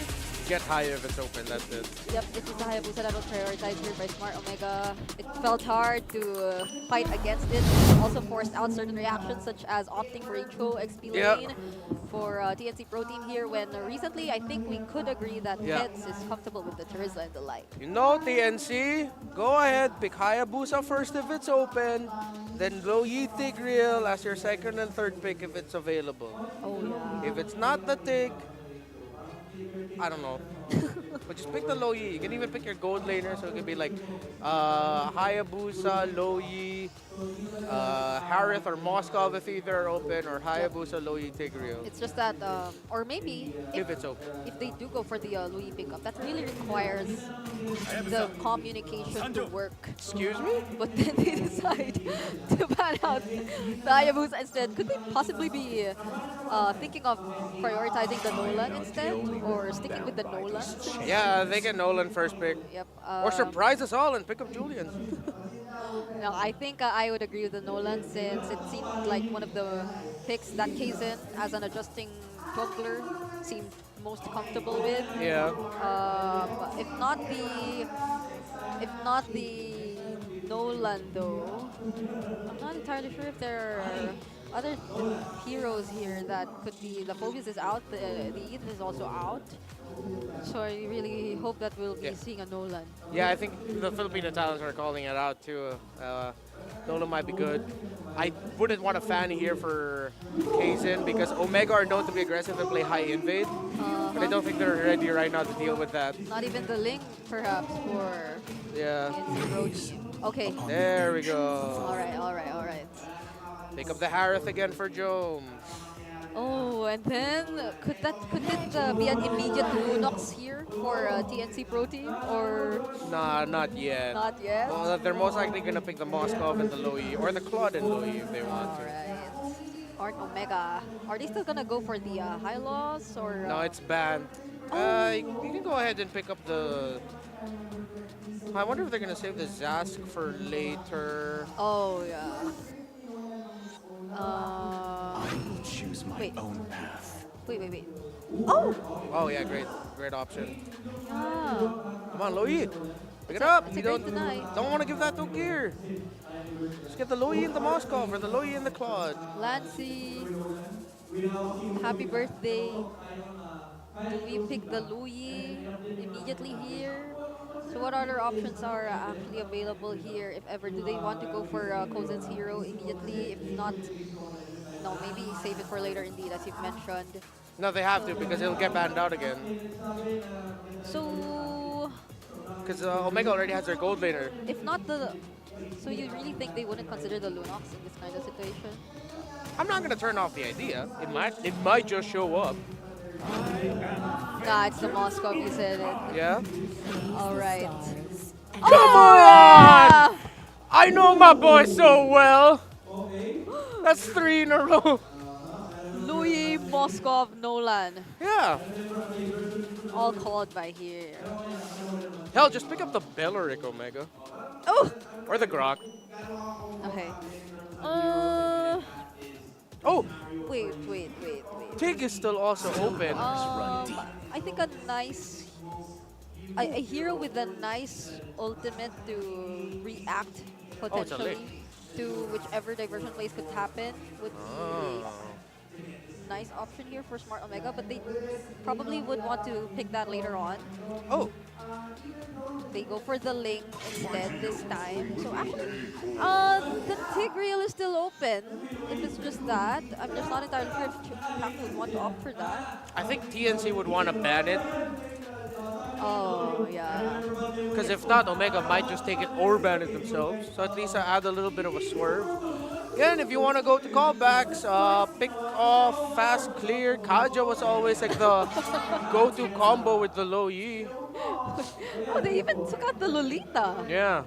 Alright. Was that Antianara in that Yep, phone? that was Antianara. Oh, okay, cool. Currently at the Filipino panel, it's Anjanara, one of the analysts right now over there. So, we're now looking at the roamers, which are slowly being taken out here by both of these teams. What else is remaining? I don't think the Minotaur is getting enough attention right now. Yes, you're right. You're right. Minotaur would actually be great for either of these two teams. I'm not entirely sure if Chaka would like to consider the Kufra even. I mean, Good bans by Omega. Oh no. The last two picks of TNC need to be really tanky. They ban out the Tick 2. I think Omega would just rock with the Cho. Okay. If not, TNC are going to get that for sure. Yep. Or the Kufra. Yeah, I was thinking of the Kufra since it could be a great counter to the Ling and the Harris. Even Omega can pick it up themselves. However, that might be risky. Because the moment you check a shrub and no one's there, the Lois is going to like slurp you into the rotation dispersion. Oh, wait. I heard the Grok. Oh, yeah. Okay. So there's still some sort of AoE. And it worked really well for Smart Omega earlier with the counter engages that they were looking for TNC here, who typically went in with the more aggressive early game. Yeah. But then, would TNC want to pick the... what else is available even? The Kufra? You still have Terizla for tanky, but for sure your Aurora's probably going to be the last pick of Omega. If not Aurora, maybe the Lilia. I would like Zask still open. Oh yeah, Zask is still open too for Okir, so which way do you go? What else is available? Just get tanky. Maybe one tanky, one pick off. I'd be so surprised if they were the ones to show us a different roamer here. Oh wait. I think I've seen this happen today. Yeah. Earlier today. So there's a thumbs here for their XP lane, and they opt for the Ruby Roam. Score Aurora. Okay. The Zask, the Aurora, the Lilia, they're all still available here for a gear. And serve me. Oh. The Zask again.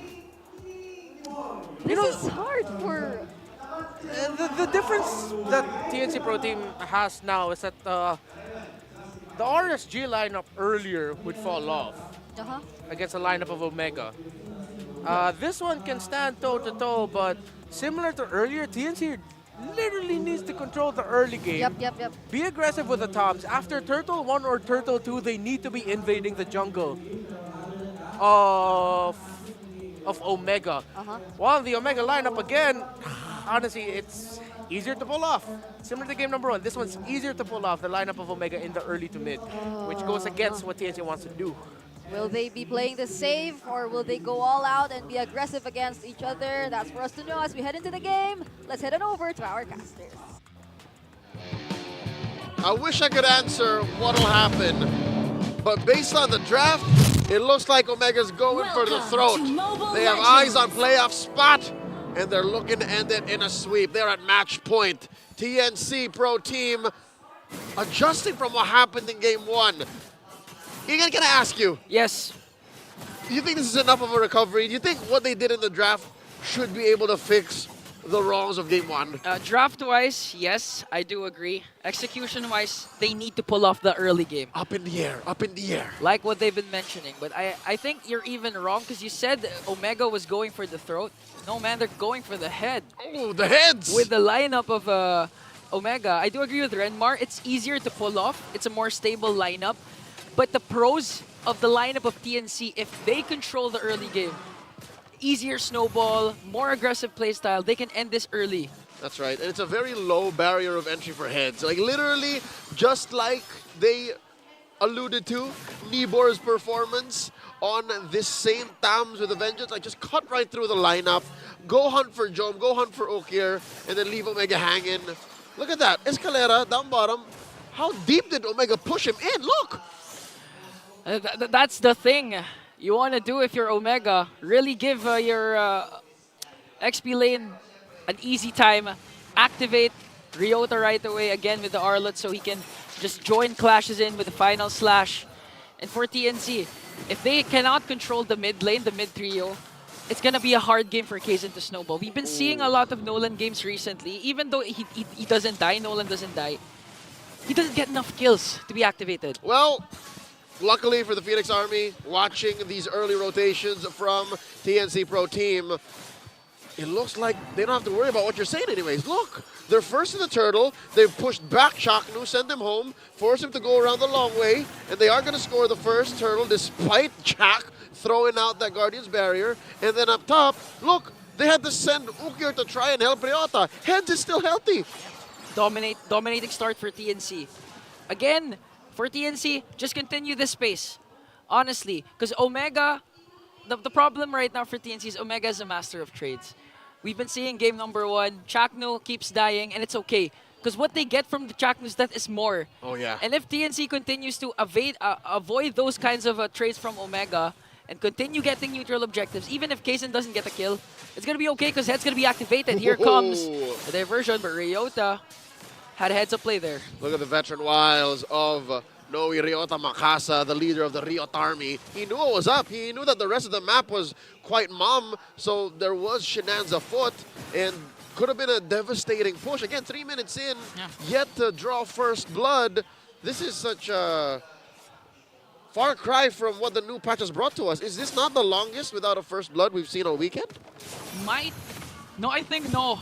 I think it's also a TNC game. Earlier this week, it was also a this week, it was also a TNC game. All right, maybe it's just me, because given how high-octane Game 1 was, this just feels weird. Yeah. Looking at the junglers, it's a Nolan, again with a Ling. You're right. Easy pickoffs. They can solo kill a lot of heroes here in the battlefield. But still, both teams are playing safe. A lot at stake here. Uh-oh. You see a diversion play up top. Oh, Andoryu. All right, he saw some animations. All right, he knows that Kaizen is here. He knows he's all alone. He's all alone. But hey, false rotation because down bottom. Okay, here comes the trade Omega wants. A Kozin plus a turret down bottom. Leaving Andoryu up top, trying to defend the top lane turret. And now this is what we were saying. Omega, master of trades. Even if TNC doesn't commit mistakes, if Omega finds an opening to counter trade, they're just gonna go for it. Go for the head, literally. Oh, wow.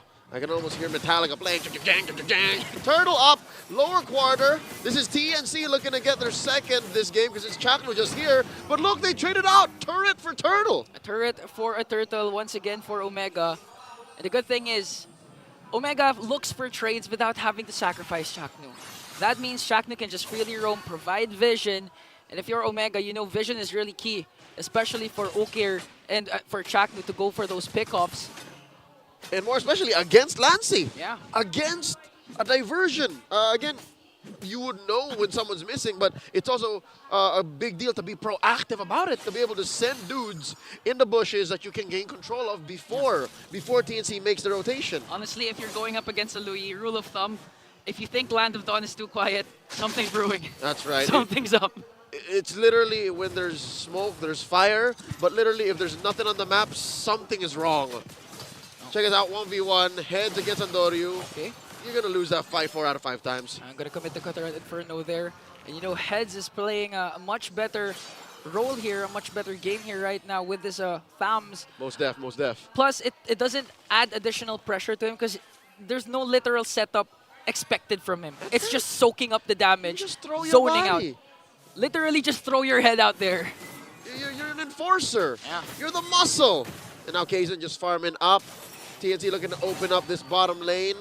But Big J, Chak, and Ryota ain't having it. Yeah, here's the vision game that Chaknu is really good at, that excels at. He knows where the opposing roamer will almost always go. Yep. That's why Jom is always easily activated, especially with his most used hero, the Harith, and going up against a Moskov. You know Jom is going to have an easier time. Look at this. He already took down the turret a while ago. Talking about most used hero, I'm pretty sure it's a Harith or the Moskov. There was one weekend that Big J just played all Moskov. So he knows his strength. Exactly, he knows the behavior of what a Moskov wants to do. And now turtle spawning, final one, upper quarter, the diversion sending out the rest of TNC into the pixel brush. Here we go. Right in the middle, Chaknu does the damage. Here comes a wild charge, plus the Tempest of Blades coming in from Endoryu. They're gonna pick up a kill onto Lancy, but the damage coming in from TNC is also too much because Endoryu and Ogre is gonna fall down. Ryota though on the other hand, Vengeance in. Chaknu flickers out. Will he be able to escape Heads there as Kazan works on the turtle? He's gonna use the retribution onto Jom. Jom with his Ammon Force. Synchrovision out. But look at that fracture for Kazan. Heads goes in, makes sure to get the kill onto Big J. Oh, that was amazing work by the Magic Man. Literally, Escalera, now you see me, now you don't. Woo. Big J couldn't get him. He was on conceal. Yeah. So the basic attacks, the autos won't come in. Oh, Heads. Heads pops his Vengeance and Cutterant Inferno, but he went up against two. Where's the diversion play? Are they going to cast the diversion or just going to wait up mid? He's rolling. Okay. They sent Lancy out to get a better position in mid. And look at this, they're not stopping! Chaknu finds Kazan, wild charge, but Kazan still turned things around with a fracture up against Chaknu. He's going to bring him down, and I just like to commend the performance so far of Heads. I mean, 2-1-1. Prior to that death, he's the one who secured the 2 kills, made sure to zone out, gave enough room for Kazan to secure the turtle without even using the retribution. That's why Kazan was able to use the retri onto Jom, force him out to the Zaman Force. Plus, when Jom was about to escape, here comes the jump from Heads, making sure Kazan picks up the kill. And the 2-on-1 doesn't tell the whole story. There were in between the lines type of situations wherein, yes, Heads was doing this proactively, which allowed the rest of TNC to help balloon out of control. 2,000 now is the gold lead at 8 minutes. And Smart Omega are struggling. They're trying to catch their breath because they tried to clap back. They tried to over and over again. After a losing team fight, send more dudes, try and recover, and then just lose out because TNC have already rotated out. And now, look at this, another tier 1 taken down by Kozan. It's as if that kill early on didn't even happen anymore. Unbothered and now on conceal. Whoa, for TNC! And all of a sudden, there was a diversion. 2 bodies are there. Woo. But Omega, heads up play. They know that something's brewing, so they're going to evade the death as Endoryu picks up a turret up top. All right. So despite Omega losing back-to-back engagements, they still have an ace in the hole. They have the split push potential. They can send out Endoryu to try and make up for their losses, get a presence on the map, and maybe they can get this contest now. Escalera in the middle, 4! Oh, Escalera with a good don't run Wolfgang. I'm offended play, but here comes the backup coming in from Omega. Escalera's gonna fall down. Lancy's the next target as he falls down as well. But here comes Heads up against 3. Will pick up Ryota, focusing his attention onto Chaknu. Here comes the fracture. Chaknu has to flicker out. Power of Nature is there to make sure there is no CC. The Mamba, the living legend, will finally fall down in the hands of TNC as Kozan picks up a turret. The Lord was used as bait, merely a scapegoat to TNC's master plan. They didn't really want to take the big objective. They were going for the cross-map play. Kozan was pushing up top, successfully taking down the tier 2 turret. And look at this. There's enough time in TNC to even come back for the Lord. Yeah. Chaknu online. They can contest for this Lord. They find Kozan off guard. And now Kozan not going to be able to out-sustain the damage coming in from Omega. And that's a very crucial pick-off because there's a level 1 Lord up for grabs and the whole barangay squad is activated. Salvic got bursted, son. I bet he didn't expect that. He was doing so well up top. He was so used to the good life. Suddenly, when the fight broke out after he clicked the SOD trigger, there were 3 members of Omega waiting for him. Now, the gold lead snapped in half. Oh, wait, Kaizen. Kaizen, right in front of Andor, you committed Grand Theft Orange with no clapback. Got the orange, wanting to go for an extra kill, but that's more than what TNC wanted, especially preparing for this Lord. Now we do have to factor in Lancey again. He has a diversion here that they can use at any given moment. They can make a huge, huge play here just to extend the lead of the Phoenix Army. I'd wager they have to wait for Escalera and Lancey's Flicker. It's not a go. Kozen does have his Flicker. Lord, you're done. No, 10 of its health. Okay, look at Kaizen going after Ryota. Andoryu picks up the Lord. Look at Hedge jumping onto the barangay. The diversion play is there. But Shaknu knows he doesn't care. Went for the wild shot. Now the tables have turned. Joman is now in force. Gonna pick up Lancey. Gonna pick up Escalera. Kozen on the other hand, able to free hit here up against Shaknu. Shaknu's gonna fall down. A 2-for-2, but Omega secures the Lord as Kaizen gets the purple buff. That's a drive through GTP, if you ask me. Smart Omega, a ballsy play. Chaknu welcoming the diversion, allowing for Big J to do Big J things. Here's the instant replay brought to us by Infinix. Look at Big Jom just dancing. But here's the thing. A Harith can only really do so much. It can only attack a certain area, and he chose to go in the northwest direction. Okay. Southeast, that's all Kozen. That's what happened there. Yeah, and honestly, what Shaknu did was the definition, or was a great example of the meme, call an ambulance. But not for me. Wow, just really waiting on the moment. Ryota doesn't want to wait anymore. Goes in with the final slash. Look at the damage coming in from Jom. 2 members are falling down, but Kozen on the other hand, focusing on Jom. Jom is down. Andoryu low health, has to walk away as Kozen works on Ryota. Triple kill, and Kaizen works on Ukir. Only Andoryu is left. Oh, and Andoryu off camera. Just barely alive, recovering, going home. Kozen gonna go for the penetration. No holy shields. Andoryu has to worry the minions. Kozen, moments away from bursting down the inhibitor turret. They have minions on top, but Andoryu really needs to play this safe. A 1v1, Kozen and Andoryu. Andoryu's gonna manage to clear out the minions. Now the chase is on! He wants to go for Kozen! Here comes the Templars of Blade, plus the other members of Omega as they bring down Kozen! Andoryu timed out the Purify to almost pixel perfection. That allowed Omega to come in full force and punish Kozen. And the best part is, they got an inhibitor up top. That's right, they left the map in a great state with waves enough to take care of an unguarded inhibitor. Now the map's gonna turn red. They're gonna turn Game 2 into a barangay territory. Is this a purple stolen? Yes, it is. Kaizen is starved. With just 1 play from Omega, they regained the lead, 1.1k. Kudos to Kozen for reaching that point, because he was honestly up against 3. But the problem was, but the good thing was he was in between his 2 turrets. Additional damage helped him outplay 2 members of Omega. But Andoryu heads up play to clear out the minions. And now a diversion play for TNC. All right, where are they going? Send them up top. Northern Tri-Brush. And they have to rotate out. Is this a blitz? Okay, they're going to blitz. They're going to blitz it. They know. Can know the diversion was up top. Can they? Head's going to start things off at TNC as Omega works on this Lord. Andoryu 1 retribution away from securing this Lord. Here comes Joe, goes in with Ryota's final slash, working on Escalera. Ukir gets the Lord. Here comes the counter attack coming in from TNC, but Joe still goes in. Wanted to bring down Lancey. Happy birthday to you, but Kozen works on the mid. He's going to face up for, though, Ryota, Chaknu, Andoryu chasing after Kozen, and he's gonna fall down. They save their crystal, and they get the Lord. Oh, Big Joe versus 2. He's gonna fall. Backdoor denied. Take it easy, Kozen. Not gonna happen. Not today. And that cost TNC so much. Bought enough time for TNC with the kill onto Joe. And now Kaizen will secure his purple buff. Here comes the 1v1. Kaizen has to fracture Andoryu. After the chase, Defiant Sword was there, but it's not going to be enough though. On the other hand, Heads here onto the middle lane, trying to delay the push. Oh no! A killing spree coming in from the Nightmare as Kaizen works on the Lord. Omega has to disengage. No inhibitor turrets taken down except up top. So far, so good. TNC keeping their heads above water.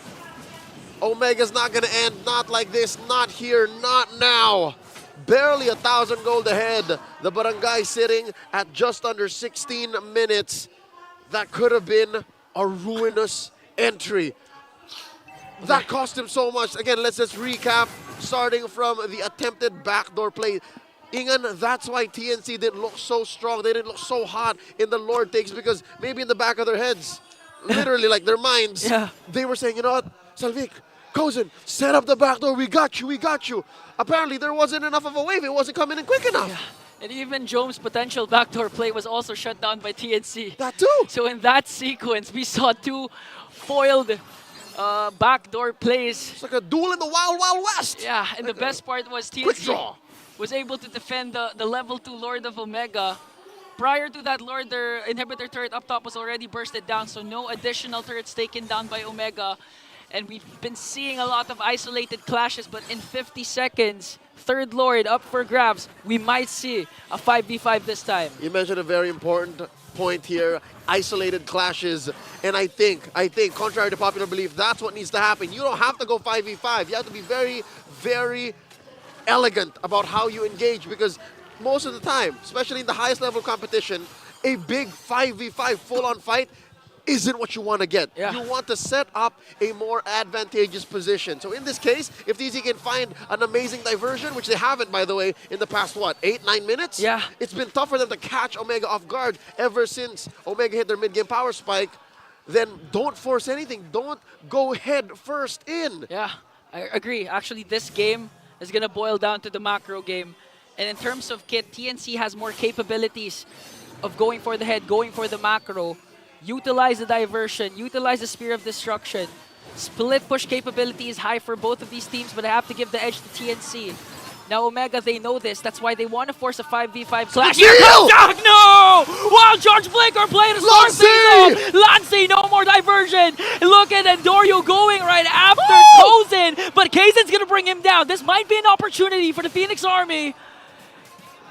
A trade for Lancey and Endorio. TNC, will they blitz the Lord? Oddly enough, that's a worth it trade. Again, a jungler for a mid laner. Say what you will about Big J, looking for the play. Say what you will about Lancey being right in the middle of everything. Here comes Kozen! But he's targeting Shaq. Look at the damage. Ryota want to answer right back. A stun from Omega was just too much. Here comes the counter attack coming in from TNC. Kaizen gets a pick off. And now Ryota working on Kaizen. Heads as well is still here. Ukir on the other hand is now activated. Kaizen has the immortality. It will be popped. Ryota still working on them. And Ukir right on time will bring down Kaizen. Ryota, Ukir. What an amazing play. Lancey and Heads, the two remaining members of TNC. Between the Luyi and the Tams, there's very little utility, very little you can do to contest a Lord. And as if it was orchestrated by the gods themselves, Ingan, you call him the master of trades. How do they end up in such advantageous positions? Look at this. Man, it's all Ryota. Ryota should be the MVP as Endorio works on the Lord. The Ryota army go crazy as Omega score another Lord. Wow, that took guts. That took a lot of things from Ryota. Looking at the KDA 3-3-10, that's nothing compared to what he did to extend that clash and eventually bring down Kaizen. Ukir couldn't have killed Kaizen if not for the CC and the immortality pop. Exactly. The new general strikes again. That's how long Ryota kept TNC busy. Ukir was the first man down during that clash. He bought enough time for Ukir to respawn and deliver the final blow to Kaizen. That's warfare for you. Cadians will be proud. Smart Omega 3,000 gold ahead. An evolved Lord marching up top.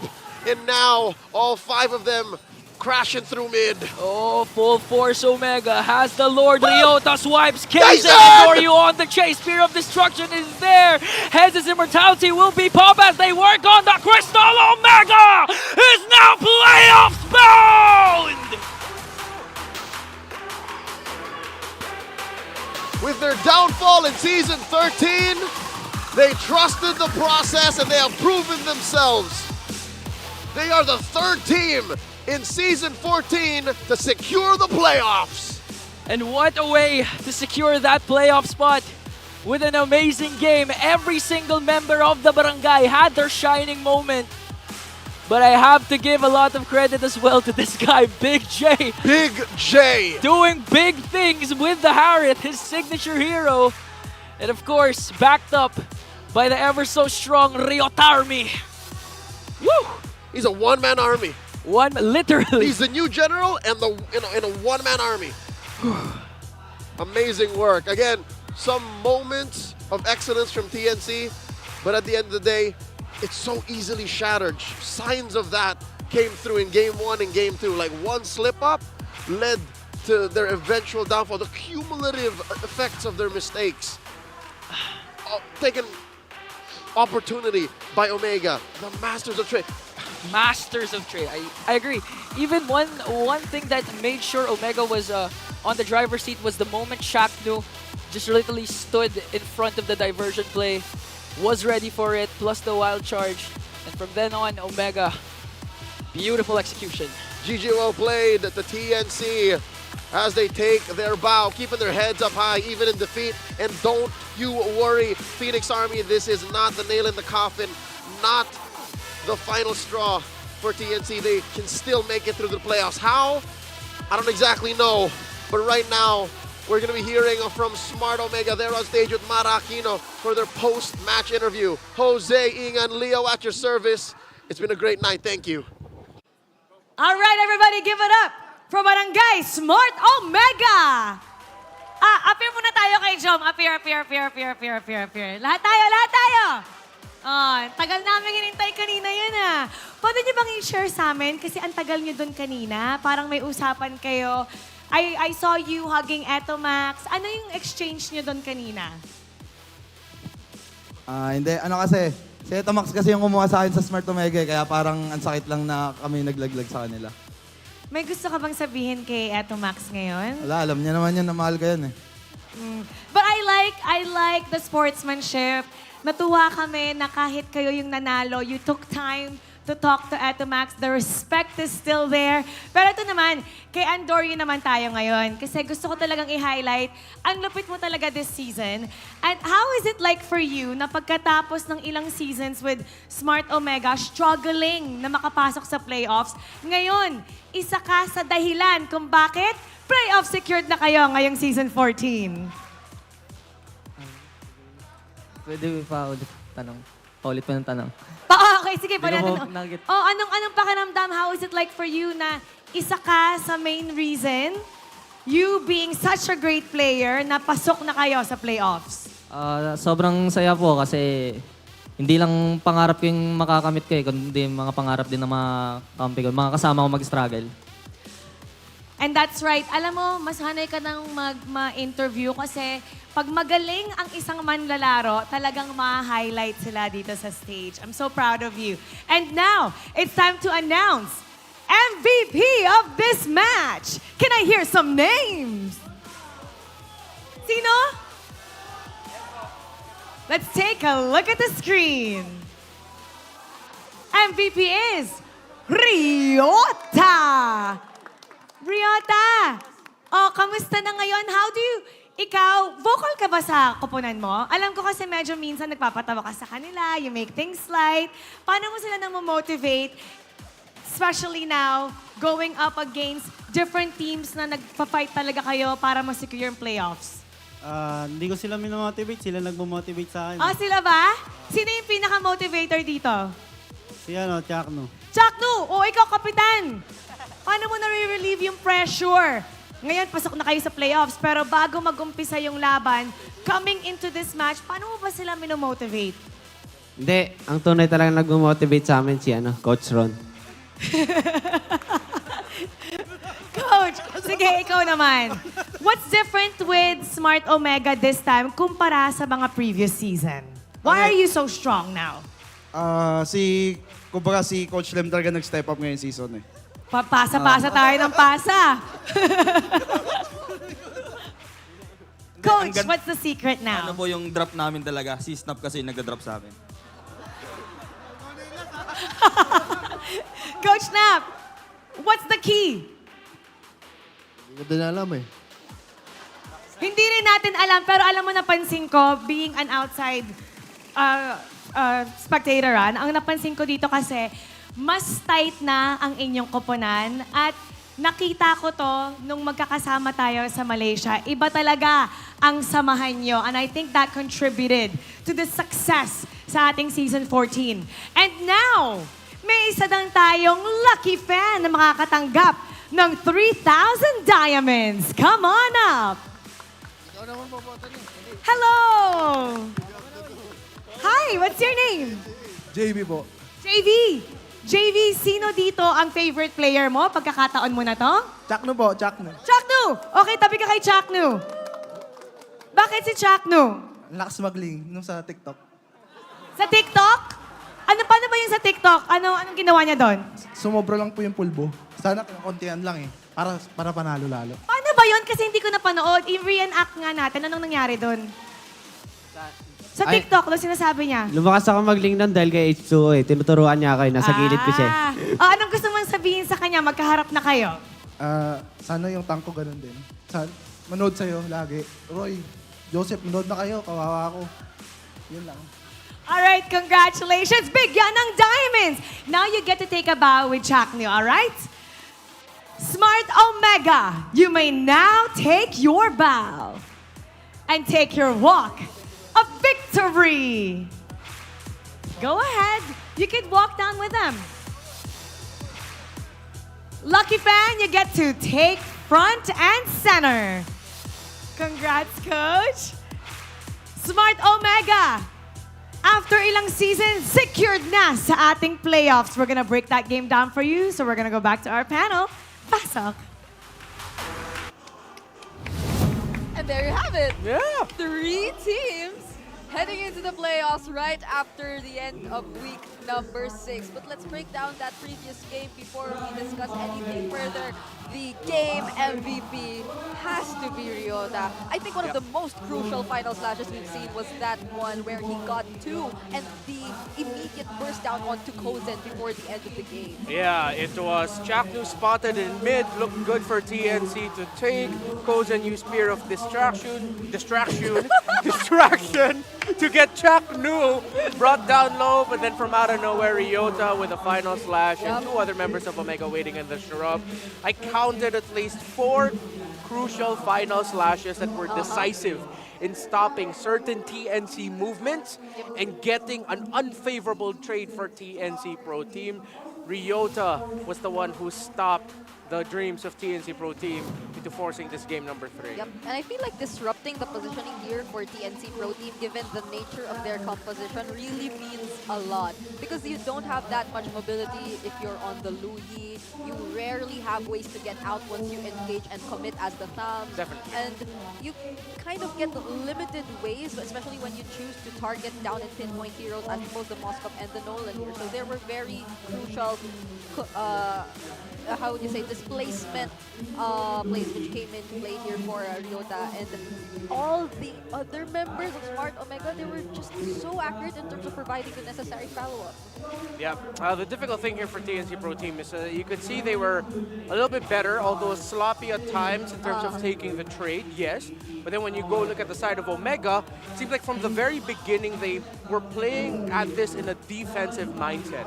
Not necessarily they were allowing TNC Pro Team to do what they want to do, get wherever in the map and then go for the counter.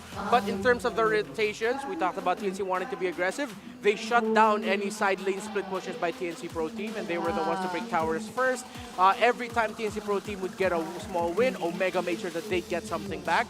TNC was doing that, yes, but in the long run, because of how well Omega was playing alongside the minions that they had, taking into account the placement of the minions in the lane, how they're pushing out, which of their members are staying alive, they took majority of the most favorable trades here. Yep. Might that just be one of the best ways to counter a team who's heavily reliant on the early game? Because if you do give them the early game advantage in some ways, but then they're unable to completely convert it to turret threats Yeah. to major objectives, then what could that mean, or how could that be rewarding for them, especially in the long run, where Omega were slowly able to get their items. Jome was already able to burst down Kozen, just bring him in front of Jome, and then we suddenly see him disappear, similar to what happened moments before that game-ending push coming in here for Smart Omega. And really, overall, the management they were able to show us, the movement they did in the early stages of the game, not necessarily fighting TNC Pro Team head-on,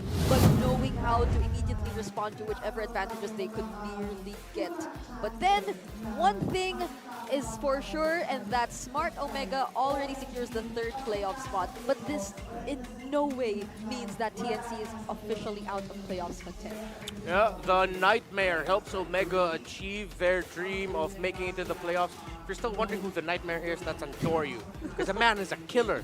Like, puts you to sleep. That's what we mean. Yeah, for TNC Pro Team, they still have a chance, but Omega deserves all the flowers today. Yep, definitely. They showed us that that's amazing bounce back after yesterday's loss against TLPH. But let's listen into the comms that happened earlier in that game.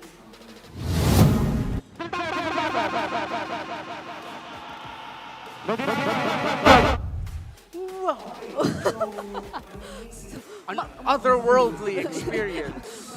My takeaway from that is that there was a lot of discipline. They were out of this world. Yeah, that still came into play. Because they kept reminding themselves to go back. Zask is an alien.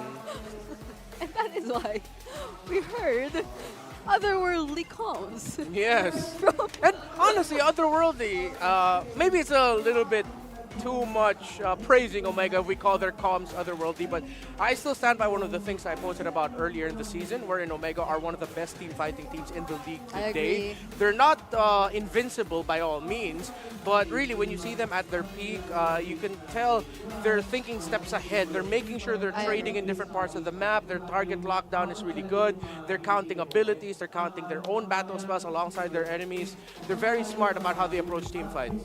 I like how in this series particularly we've seen the differences and the flexibilities for both Chaknu and Ukir, their ability to play side by side or even individually focusing on their other members if that's whichever is necessary for them to meet the conditions of their lineup. And that just says a lot about how much you have to prepare for Smart Omega if ever you are to go up against them in the coming matches. We still have quite a number of matches remaining for our team before we officially put a close to the second half of the regular season. But one thing's for sure is that they really kind of got and managed what they wanted to find in terms of their identity and footing in this season. But for the Week 7 star match, it seems like majority voted for Smart Omega once again, now going up against Falcons APBren. Oh, hell yeah! That's going to be a great way to see where these two teams really are at, especially as we're so close into the playoffs now. They're both playoff teams. Remember, Omega got one over Falcons APBren the last time they met. Depending on the result here, this will really be a great idea to show us where they are heading into the playoffs. Oh, I think these are both of the most experimental teams. Yeah, I want 3 games, Belleric, Hellkurt. Oh yeah, give us the unique mid lane heroes. Argus Gold Lane. Anything at this point. I'm taking, or I will be accepting anything. Well, what did Coach Ducky say earlier? Their secret sauce in the gold lane, what was it? The Minotaur Gold?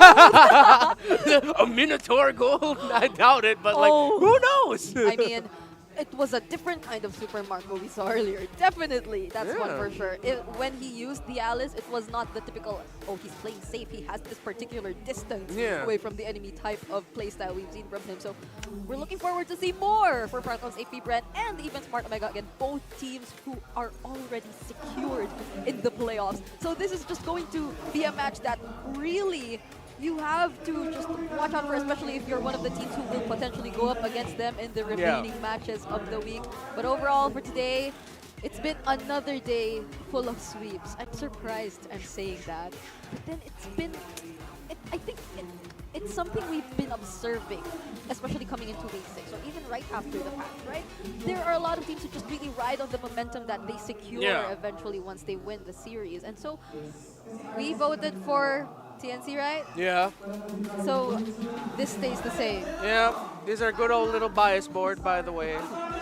Yeah, we're leaning in on the joke, folks. A little prediction tracker. These two dinosaurs. Why dinosaurs? I don't know. They just look cute. Okay, good thing I changed my name from Reptar already. Who the hell is that guy? I'm Renmar.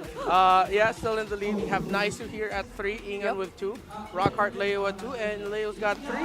So these are a good old little bias board brought to you by the bias point system. Yeah. It's essentially just for predictions, guys. Don't read into it so deeply, please. Yep, it's just predictions. And Sorry about that. You see us when we actually decide or vote for which teams we're predicting, because it happens real time here in the Infinix Game Tambayan, whether it be here in the English broadcast or on the Filipino broadcast.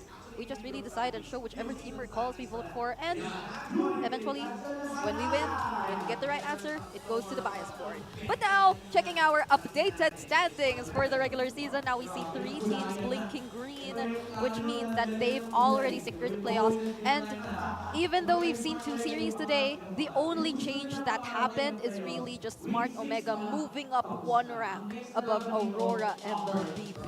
Yeah, the last teams that TNC will be facing, the only team that has yet to win a series this season, but they have won games, are Aurora, the first team that they beat to secure a point, Blacklist International, and Team Liquid Philippines. It's the result against Blacklist International, and the fact that Blacklist International has 3 points as to one of the biggest reasons as to why TNC Pro Team are still in this, although it does look bleak. 3 points, Blacklist back in form this week, actually. 2 sweeps for the agents, Falcons APBren and RSG Philippines, and their up next competitors will be, that'll be saucy. Blacklist versus TLPH, then Blacklist versus TNC. I mean, you could see the smiles on Hadri, on Oheb, on MP the King. He's been very vocal about how people have been wanting to see his MSC versions, style, and now they're slowly being able to show us just that. And it's not just the matches today that we've seen, it's also, or there have been Fansiklaban matches ongoing as well, and based on the results, they're quite similar to today's matches. So these are the updated standings as well for our Fansiklaban teams. Now, Falcons APBren, the Bees are currently leading the standings. And again, these are matches played by the fans, by the communities of these respective teams. They play against each other right before their series, and they have the exact same matches as scheduled by their teams, the teams that they follow for that particular day. So it's a fun way to engage with the community. If you want to join, then you can come here to the MPL Arena. Come to the MPL Arena and get in touch with all of the community leaders online if you want to join Fansiklaban. It's been a long, or it's actually a short, but a very fun day together here with all of you. It's Brigida and Renmar here at the Infinix Game Tambayan. On behalf of all of our casters, thank you so much. Now let's head on over to our host, Myra Aquino, to close the week. Sa pagtatapos ng araw na to, 2 linggo na lang ang natitira sa ating regular season. Isang buwan ng paghaharap.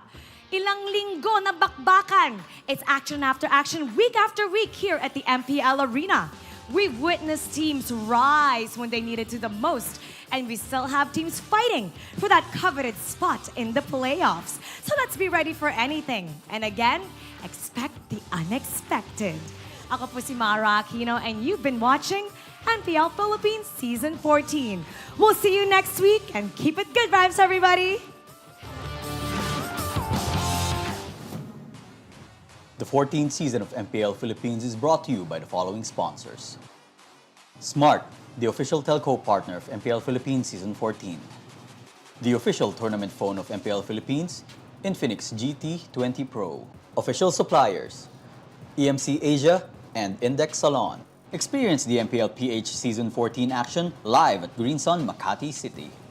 Grab your tickets now via official MPL PH website. Don't miss any MPL action by following our official Facebook and subscribing to our YouTube channel. Follow MPL PH on TikTok for more content. And to ensure the equality and fairness of our games, MPL Philippines is also monitored and supervised by the Games and Amusements Board.